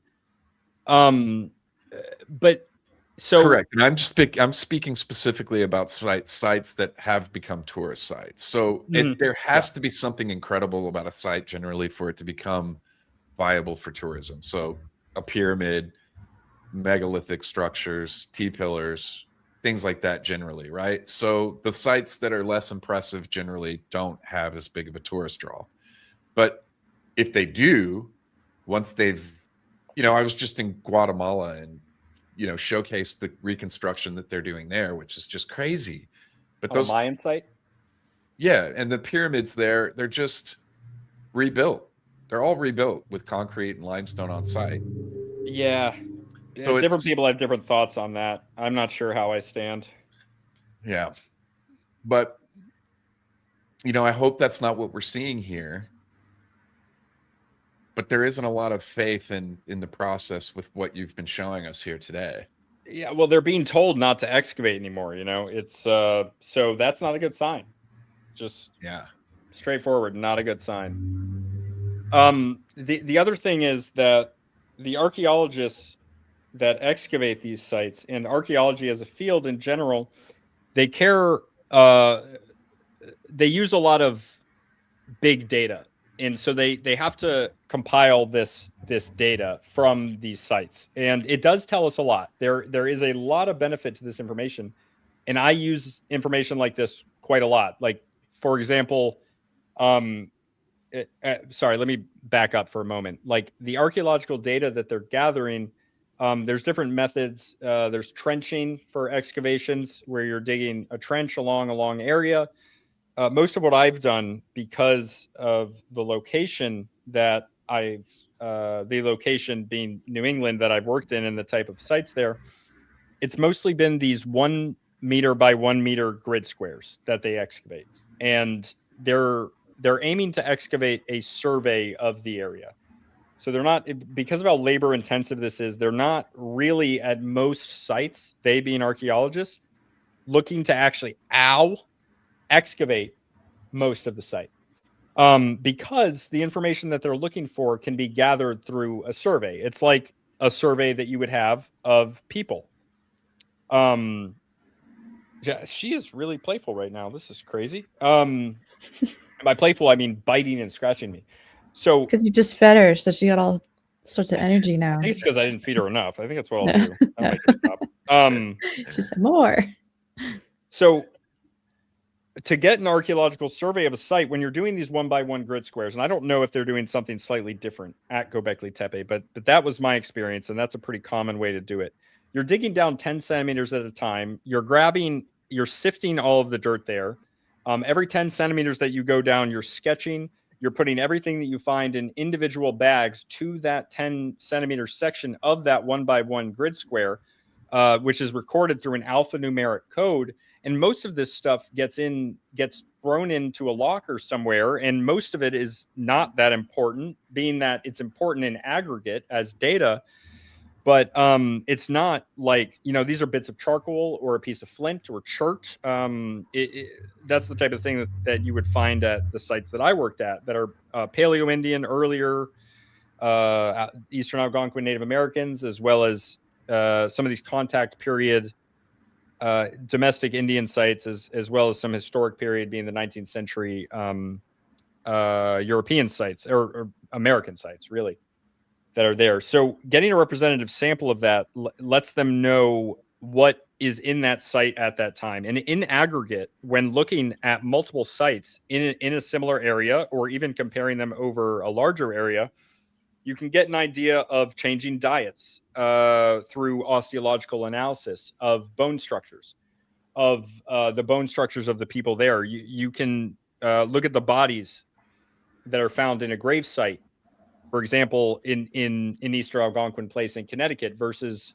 the bodies in a grave site 200 years later. And you can see how their bones changed, see how healthy they were, a survey of the ages that are represented in the population, a survey of the level of healthiness, again, mostly in the bones, depending on the level of preservation there is. You can also see what their diet was. These are midden heap is a trash heap, but archaeologists love trash, and for good reason, because of the data that you get from it. if you look at the trash of a site and you get a survey of what's in that trash, you can find the bones of animals that they ate. You can find plant fibers on earthenware. You can find the type of pottery of earthenware that they're using, usually broken up when it's in these midden heaps, but you can still find it and find out what material it is. And then through archaeobotanical analysis, through looking at the little tiny pieces of plant fibers that are on either these vessels, like a pot. Ooh, sorry, baby. Sorry, Meg.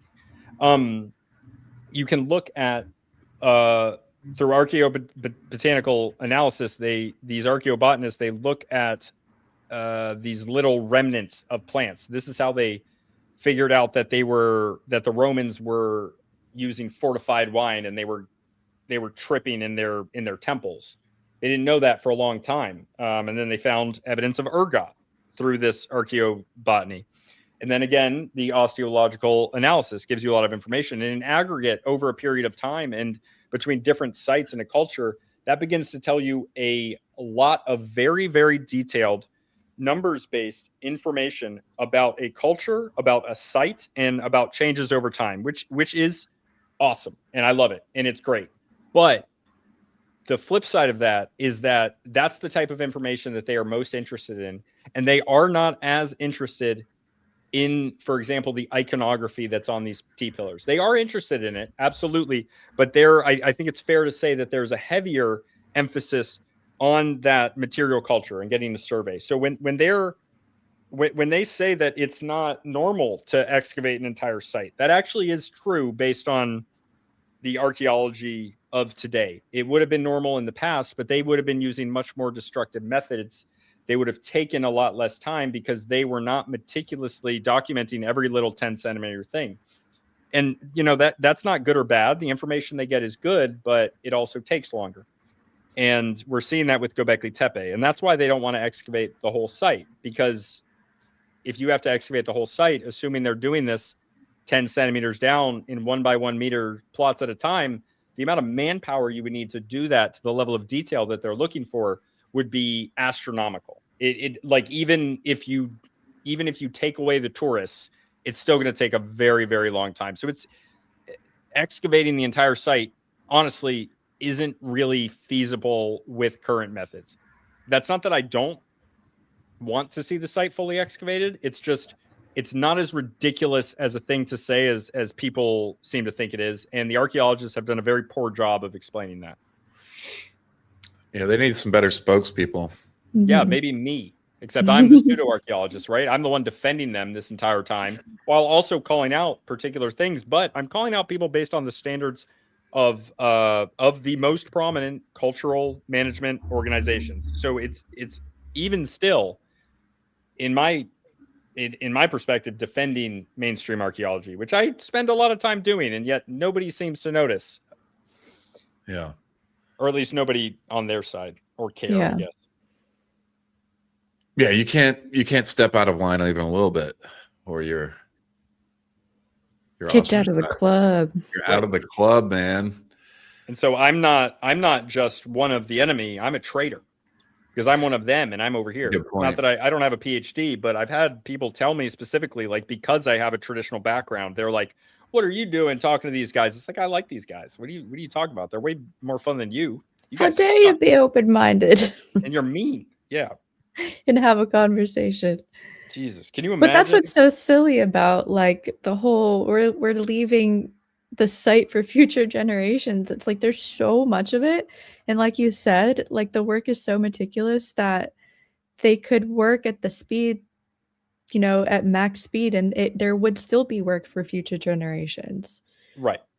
It's and I would say, like, that's not a reason to not excavate, but they apparently are excavating to some degree, right? So, and look, I don't know, but my opinion, and I only speak for myself, but based on what I've read in these documents, I don't want them to be excavating right now. Right. I want them to get this shit under control. Like, I trust UNESCO's view on this. Like, they've been asking for these, they're asking for these documents for a reason. And I'm scared for the safety, the integrity of the site, that these documents are not being produced. Yeah, it sucks. pretty Like I used to do suspicious. environmental compliance. I was an environmental. I did environmental compliance. It's like I had to have on the motor pool. I needed to have documents where there are certain. This was so long ago. I haven't done this in like 8 years, so I forget the names of them. But like oil tankers and the place that all the oil tankers being like the place where the POLs are, the liquids, the coolants and all transmission fluid, things like that, as well as the refrigerants. All of these different hazardous materials are stored differently, and all of these devices have certain maintenance schedules that I have to fill out. And like some of them are weekly, some of them are daily, some of them are monthly, some of them have weekly and monthly. But it's like if I wasn't doing those things and annotating that I was doing those things, it would be a major problem. And that's, to me, very similar here. It's like this is the work that they decided needs to get done in order to adequately protect the site at a base level before anything else, before any exacerbating circumstances are added in. So if this stuff isn't happening, it needs to happen now, and it needs to be the priority. I don't think that there should be any more excavations done. I don't think there should be visitors allowed at the site at all until all of these standards requested from UNESCO are in here, because this site is that important. I would love to see the site excavated fully at some point when it can be done safely without damaging the site and getting all of the information that it can get out of it. And I would love to see all those T-pillars, but it has to be done in a way that doesn't hurt the site. And without these documents, then I don't know how that's going to happen. Yeah, I think that's really interesting, because I think that most of us on this side would agree with that. It's just like, look how far out of compliance they are, and just stop everything. Get your shit straight. Yeah. And then get back to work, and maybe you won't have the public breathing down your neck. I mean, they really want to put us all in this category, but we are the public. We're the ones going to these sites, seeing them, promoting them, encouraging people to go visit sites, travel, explore ideas, do these things. And so, because they really like to say that there's just like this clickbaity, motive behind making videos and stuff, but that's not true. None of us would be doing this if we didn't care. Dude, listen, anthropology, archaeology are not high-paying keywords on YouTube. Like, I have a finance background. I could make a lot more money talking about other stuff. I want to talk about this stuff. I've committed my entire life to it. It's crazy. I worked in public history, did an archaeological field school. I have degrees in history and anthropology. I volunteered with the Connecticut State Archaeologist Office for years. Like, the idea that me or you, the similar, even longer background looking into this shit, the idea that anyone can look at what we're doing, and right now, even specifically for this, I've been reading the entire goddamn site management plan. I don't think anyone else has done that even. So like, the idea that our commitment and our like legitimate passion can be excused as grifting is it's ridiculous on its making face. money for content. Yeah, well, I'm waiting for the money part. Yeah. Right. I'm in it for the money. Yeah, I mean, you can use that with anything, right? I don't think people realize what it takes to actually make money on YouTube. So it's not, I mean, I think people will be shocked at what I've invested into making this my life, and I'm not paying bills from YouTube. So it's like, dude, I don't know when I'll be cash flow positive with like the tens of thousands of dollars I put into all this shit. Right. Like maybe 2028, if I start, I've been making a lot of content, which that'll make it not happen ever. So, this is not easy. This is not like, this is not look, there's only one group of people that are getting paid for pursuing their career in archaeology, guaranteed, and that's archaeologists. So to be able to say that they're not doing it for the money is ridiculous. They're the ones that are doing it for the money. And I did archaeology for free. I don't see any of these archaeologists take. Office. What's that? I mean, I like they do archaeology, they get paid for it. I volunteered for years for free. I wasn't getting paid when I did archaeology. I was just there doing it because I wanted Yeah. to. And if I go visit a place on the other side of the world or go document something or whatever, that's all out of my pocket. If I make a video out of it and put it up and it does well, that's great. But I don't have 1 million followers. We're not, paying mortgages over here off YouTube. So, but they are. Literally, And they're not going to places unless they're getting paid to do it. Mm-hmm. So there's only one group that's profiting off of this. It's yeah. Yeah, almost anybody else is funded in some other way through self-funding, like from other lines of work. I mean, that's how I fund my shit. It's not, I don't, right. Like I do make money from YouTube and from Twitter, and I appreciate, donations and Patreon from people, but it's not, like my LLC is in the red and it will be for years. Like, and eventually I hope to make like decent money to just continue doing it, but that's all it is. It's not like I'm going to get rich from making archaeology content. Well, and I don't think like when people are younger and they're just starting out and choosing their degrees in their early 20s, like probably very few people are saying I'm going to get into archaeology because of the money, but I 100% would say that it starts with a passion for archaeology and the history, but once you get to the upper levels of like,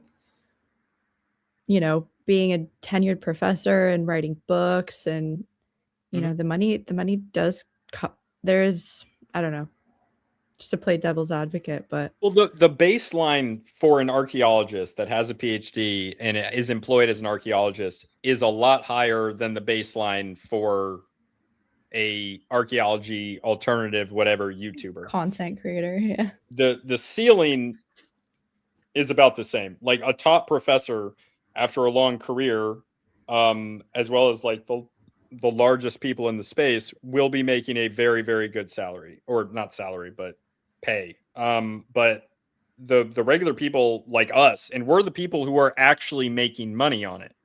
Whereas there are plenty of people who don't make any money on it and they still do it, but we're at least making some money, but not as much as a full-time job as an archaeologist would, and probably working more.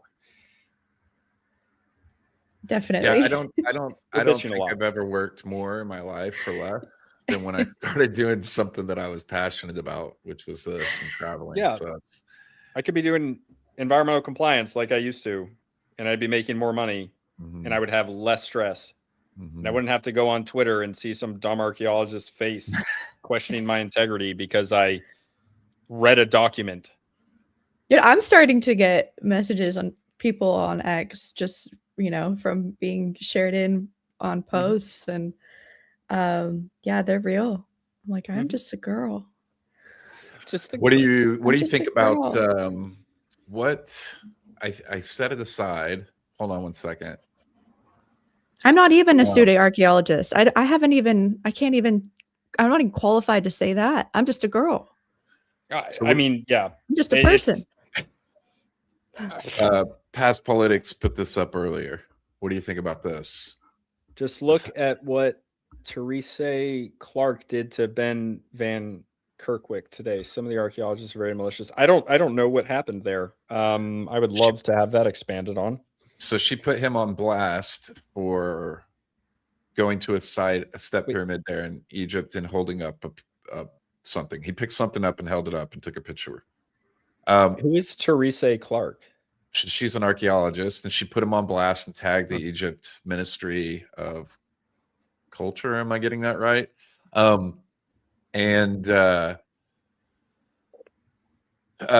Basically in an attempt to basically just get him banned from sites and stuff. Now, Ben is a boss, and is so non-confrontational, and is he's just a great dude to everybody. So this is just there are no rules with them. They're trying to get. And by the way, if you've been to Egypt, was. It's great to saw you was.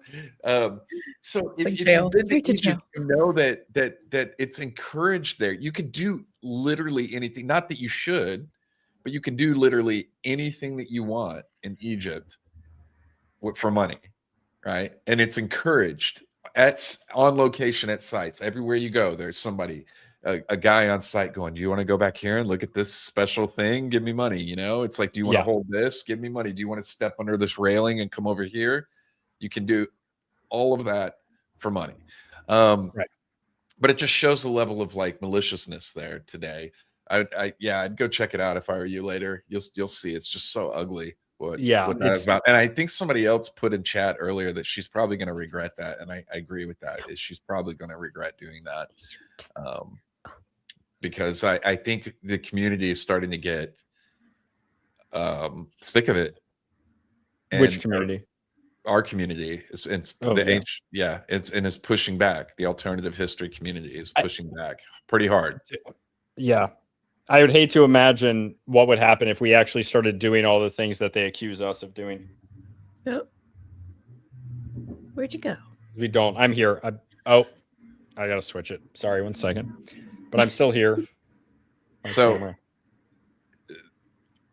Paul posted today, Past Politics posted today on X, where he showed she posted a picture of some of her friends appearing to touch a monument in the Egyptian museum. So she's guilty of the same thing she accuses Ben of doing. Woohoo! Yeah, you better make sure there's no skeletons in your closet before you start doing stuff like that. Right. Yeah. And Paul's been, the internet lives forever. Past Politics has been freaking amazing. I love watching his stuff. Oh, he's the best. I wish he would, I know he has stuff to worry about because they'll go out because, I'm not a PhD archaeologist. Sometimes I describe myself as an archaeologist because by the standards of Flint Dibble, he called a guy, I forget his name. He graduated with a degree in environmental science, but he did an archaeological field school during COVID. So there wasn't even an excavation aspect of it. So he hasn't even been on an excavation as of when that was. But Flint was willing to call him an archaeologist. So if a guy who just goes to an archaeological field school, which is like a 6-week thing, by the way, is an archaeologist, then me, who also has an archaeology degree or anthropology degree and an archaeological field school, and I volunteered a bunch with Connecticut State archaeologists, I guess by Flint Dibble standards, that makes me an archaeologist. So, but it's my understanding that Paul is still in academia, and there are people that are trying to find out who he is and threaten him and threaten his job. And they view it all as justified because they lack basic morals and human decency. Yeah. Yeah. They want to. The people that specifically do that, to be clear, not they celebrate if they can ruin somebody. Yeah. Show me where. Except Frog. Show me where Ben touched you. That got me. That was good. Dude, thank you for sharing all this with us tonight. Yeah. Yes, and thank you for bringing your sweet kitten. Maybe. Oh, yeah. That's my favorite. Yeah. Cute. All right. Tell us the name again one more time, because Magdalene Teresa. But Maggie. Teresa. Maggie. I love it. I think tonight was very important for people to see, a lot of the details of these reports for the last handful of years at plus, and understand, what's going on out there at Gobekli Tepe if they're not getting the whole story, because it's more involved than I think people really understand. Yeah. Sammy, did you freeze, or are you just really happy? Did I freeze? Can you hear me? Sammy. Oh, no, she is. She's totally frozen. I'm gonna take her off screen, her frozen face off screen, until she pops back in. Yeah, it's really important for people to understand exactly what's going on. And I know the details can kind of feel for some people like you're slogging through a bunch of stuff, but it's necessary to understand, what's going on, how it's being handled, all these different things, all the details, they're important. And so. And I like to put it in a format that is easy for people to understand. That's kind of the whole idea, right? Going to be how are you going to be sharing this on your platform? You said that you're reading through the documents, so people can go do that with you. Yeah, I'm going to be doing a live stream to finish off reading the site management plan. So I'm going to finish reading that entire thing because I said that I would, even though people don't. There are a few people who have reached out to me specifically who are interested in that. Yeah. So I said I would do it. So I'm going to continue doing that. But ultimately, that's just the site management plan. After that, beyond that, I will be sharing my findings in full from all of the sites and trying to share the most important details that I found in a standalone YouTube video. That's the plan right now. And I think I have most of like the specifics that I need so far. Excellent. So let's your channel's just Illegitimate Scholar. I was going to say we could bring it up, but oh yeah, bring up your channel and show everybody so they can come over there and get you some. Sure. Get our chat. Let's drop it in chat too. And I'll send a thing in the. It's in the video description. Oh, you're doing it. Okay. Yeah. In the video description, and you can also. I'm going to send a little comment as well. You can just click on my name.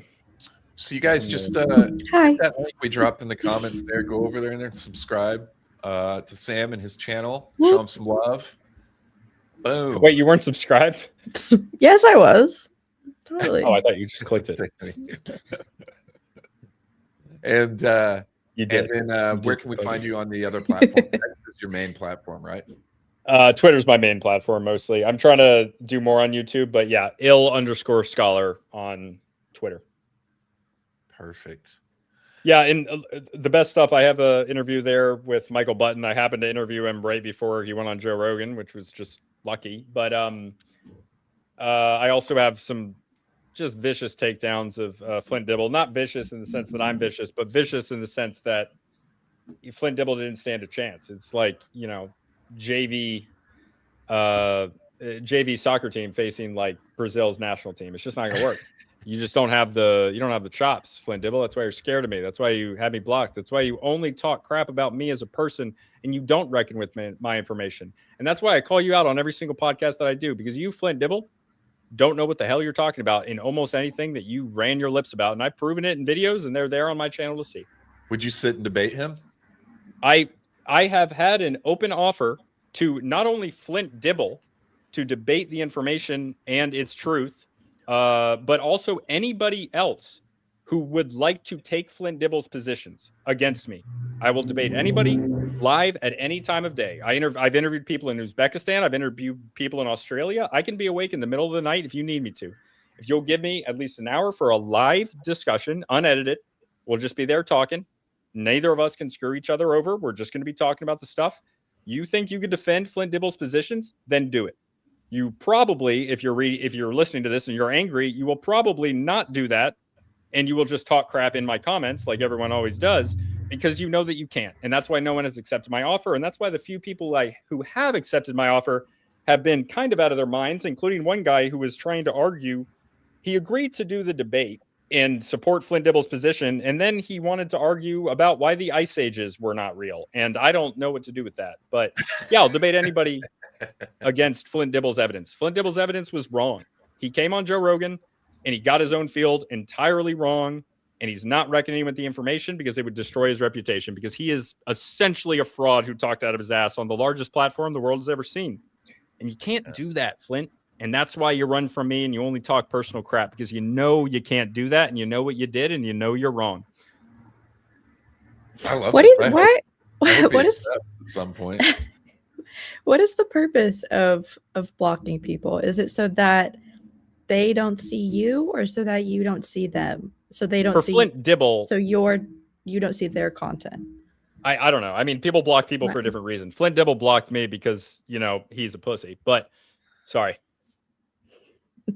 But there's many reasons why you would. It's image control for these guys. Yeah, of course. I mean, Flint blocks so many people. He blocks almost anybody. And then every time I see his comment section, there's always 10 more people like talking crap to him that don't even follow me. So like, where are they coming from? It's like people come out of the woodwork who see Flint Dibble and just naturally think that his weird phallus obsessed person is worthy of criticism, which he is. He's a ridiculous person. And he is obsessed with phalluses, and it's very Yeah, strange. it's weird. That is weird. He is very obsessed with phalluses. Makes a lot of jokes about them. Talks about them all the time. One of the first things he brought up on Joe Rogan. And it is my opinion that Flint Dibble is also a deranged pervert based on some of the posts. I did a thread about Flint Dibble's obsession with phalluses, and it honestly made me uncomfortable. I do not like it. I'm not interested. I don't think it's interesting. I don't think your smut and your penises, I don't think they're cool, Flint. And I don't think anyone else does either. I think you're a creep. Yeah, it's pretty creepy. It is weird. You should check out my thread on Flint Dibble is completely obsessed. I saw the phallus one, and I thought that was just epic. Yeah, and it's weird. Yeah, it's so annoying that he's just become like, why did Joe have him on? Why did he? Yeah, I think the person that he is. Stupid. Yes, Joe had him on because he was being gracious, and now Flint just complains about it, and he's entitled, and he thinks he should be allowed to come back on, and talks about how Joe slandered him and all this crap, and Graham slandered him and all this crap. But no, it's just, you want to pull up this image here? We don't have to if you want to get off, but this is pull it up. Oh, yeah. Video from Flint Dibble, top 6 penis bones in archaeology. What museum is complete without a quick phallus pic? Dick pic. Mating mute swans are and were found in Greece. The myth of Leda doesn't need to be one of duck-like grape and can be seen as a steamy story of swan-like romance, even if under false pretenses. That is... I mean, I can't even say the words because it's not allowed on YouTube, but like that is him saying even under false pretenses in response to intercourse. That's him. I know it's an image, but that's a crazy thing to say. I don't know if he thought that this was like an okay joke to make. I'm trying to give him the benefit of the doubt, but I was just going to say that's big of a stretch that he is kind of worse sense of humor. He's like excusing assault of the the grape. It's grape. He's excusing grape. That's what that is. Under false pretenses is grape. And that's what he's saying is that. It's crazy.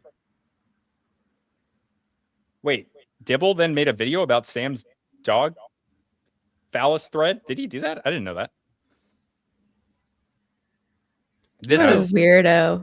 I censored this myself. This is a man anally penetrating a goat. For some reason. Just more smut. Dude. A dog bone of his member in a Snickers bar. That's what he was thinking about on Halloween. What the heck? I want to find someone that went to high school with him. And just be like, what was this guy like in high school? Who was he? Yeah, this is really odd. Let's be real. Let's be a real person.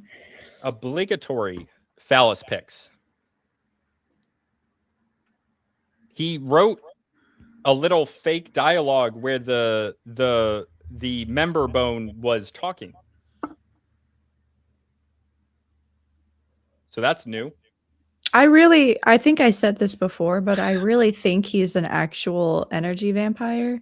Like from that show, What We Do in the Shadows.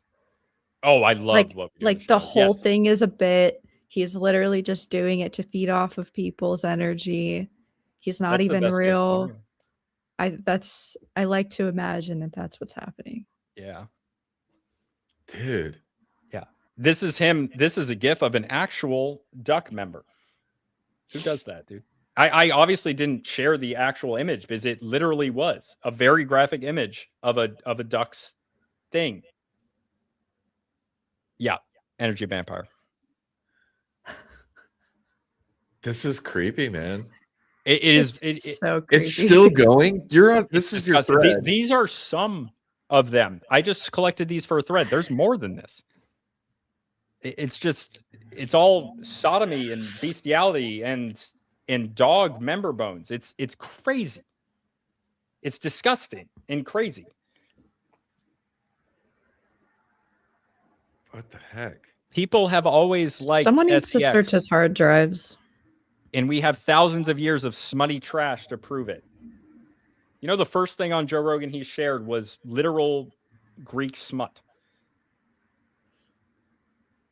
Yeah. Jesus. He just Oy loves vey. bestiality. Yeah.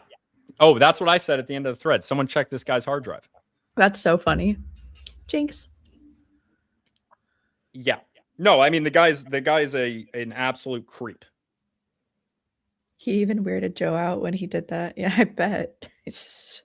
He said like, "Oh, this is interesting." It's like, "No, dude, the shipwrecks and the theories and the old stories and the art, it's already interesting enough. The stuff that he is interested in with the bones and all this other stuff, that's not interesting. That's gross. It's disgusting." And nobody, yeah, it's Joe was still trying to be polite at that point, but crazy. Yeah, that's weird. Sorry if you didn't want that to be.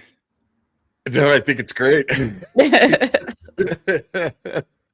I won't let Flint Dibble get you.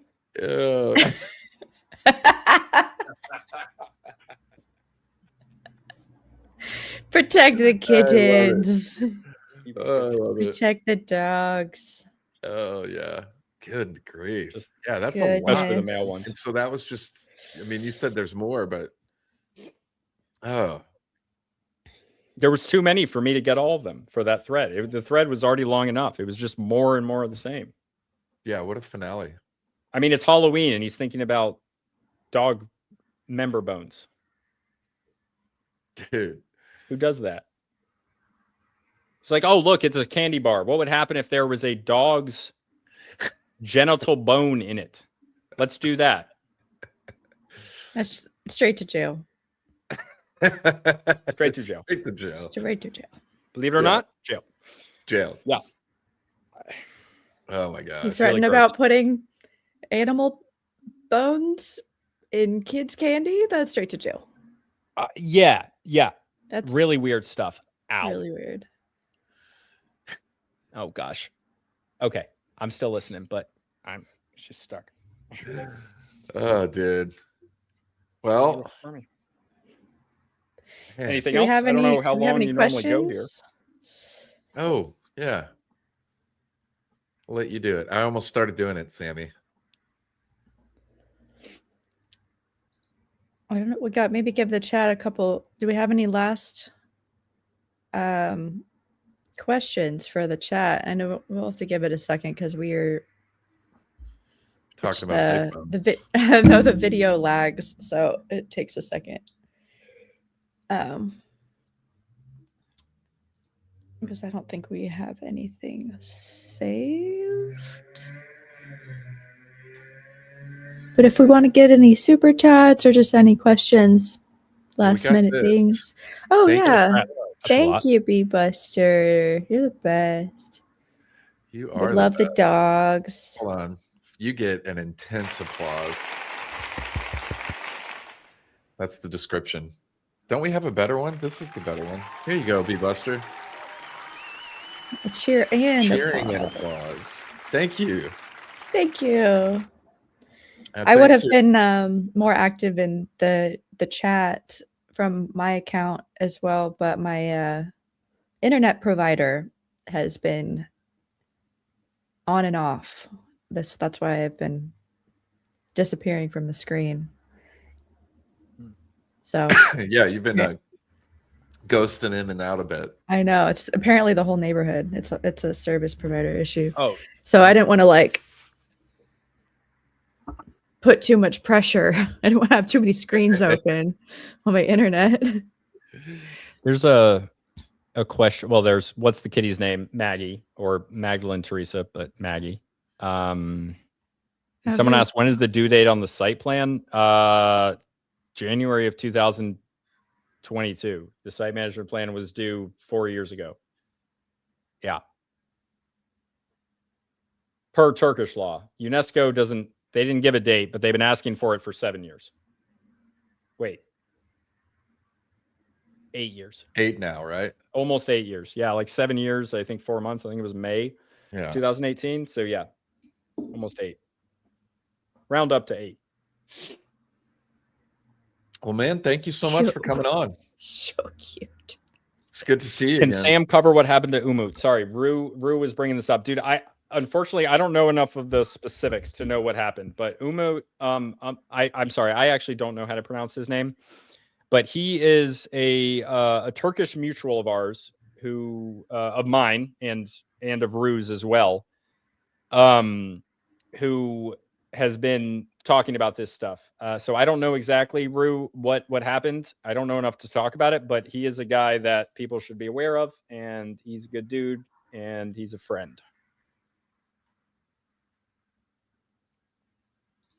Sorry, I couldn't get more. Who's going to do it? Can someone please text Flint to join the panel? Who's got his number? Yeah, let's go, Flint. Anytime. Am I the I'm ready last to one bait not you right blocked? now. I don't care. Probably after this episode, I'll be blocked. Making my way into the inner circles. It's not hard to do. I think your mic is muted, Mike. You should go look right now. Go see if you're blocked. I'll have to grab my iPad. You might be pre-blocked.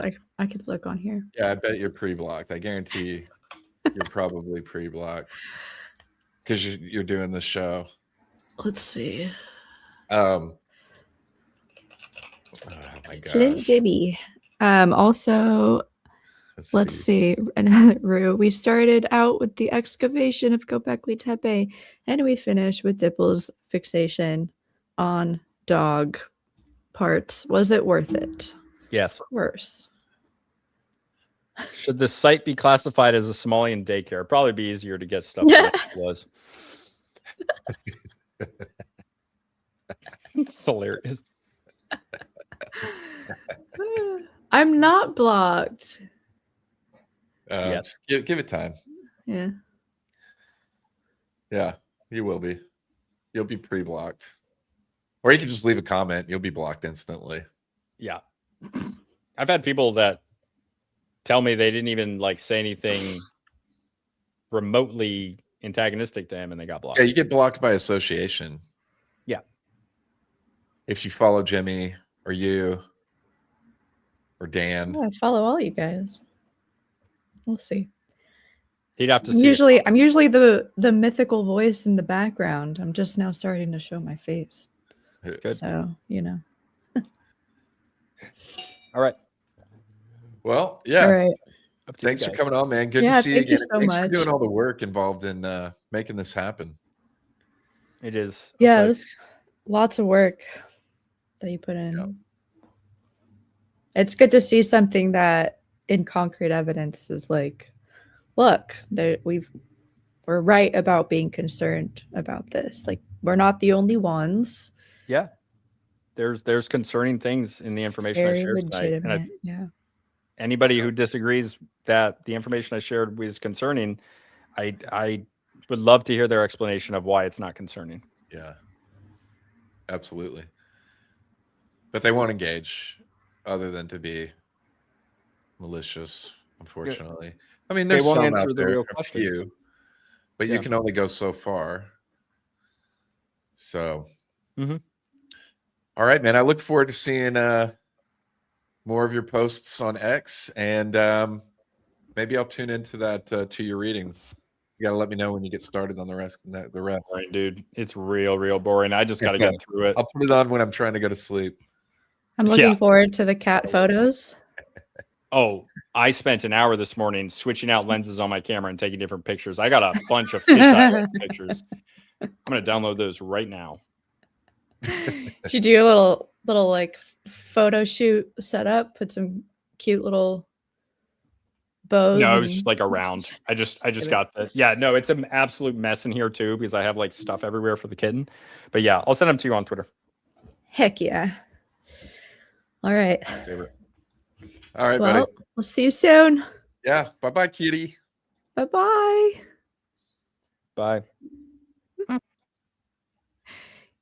Ew. I did it again.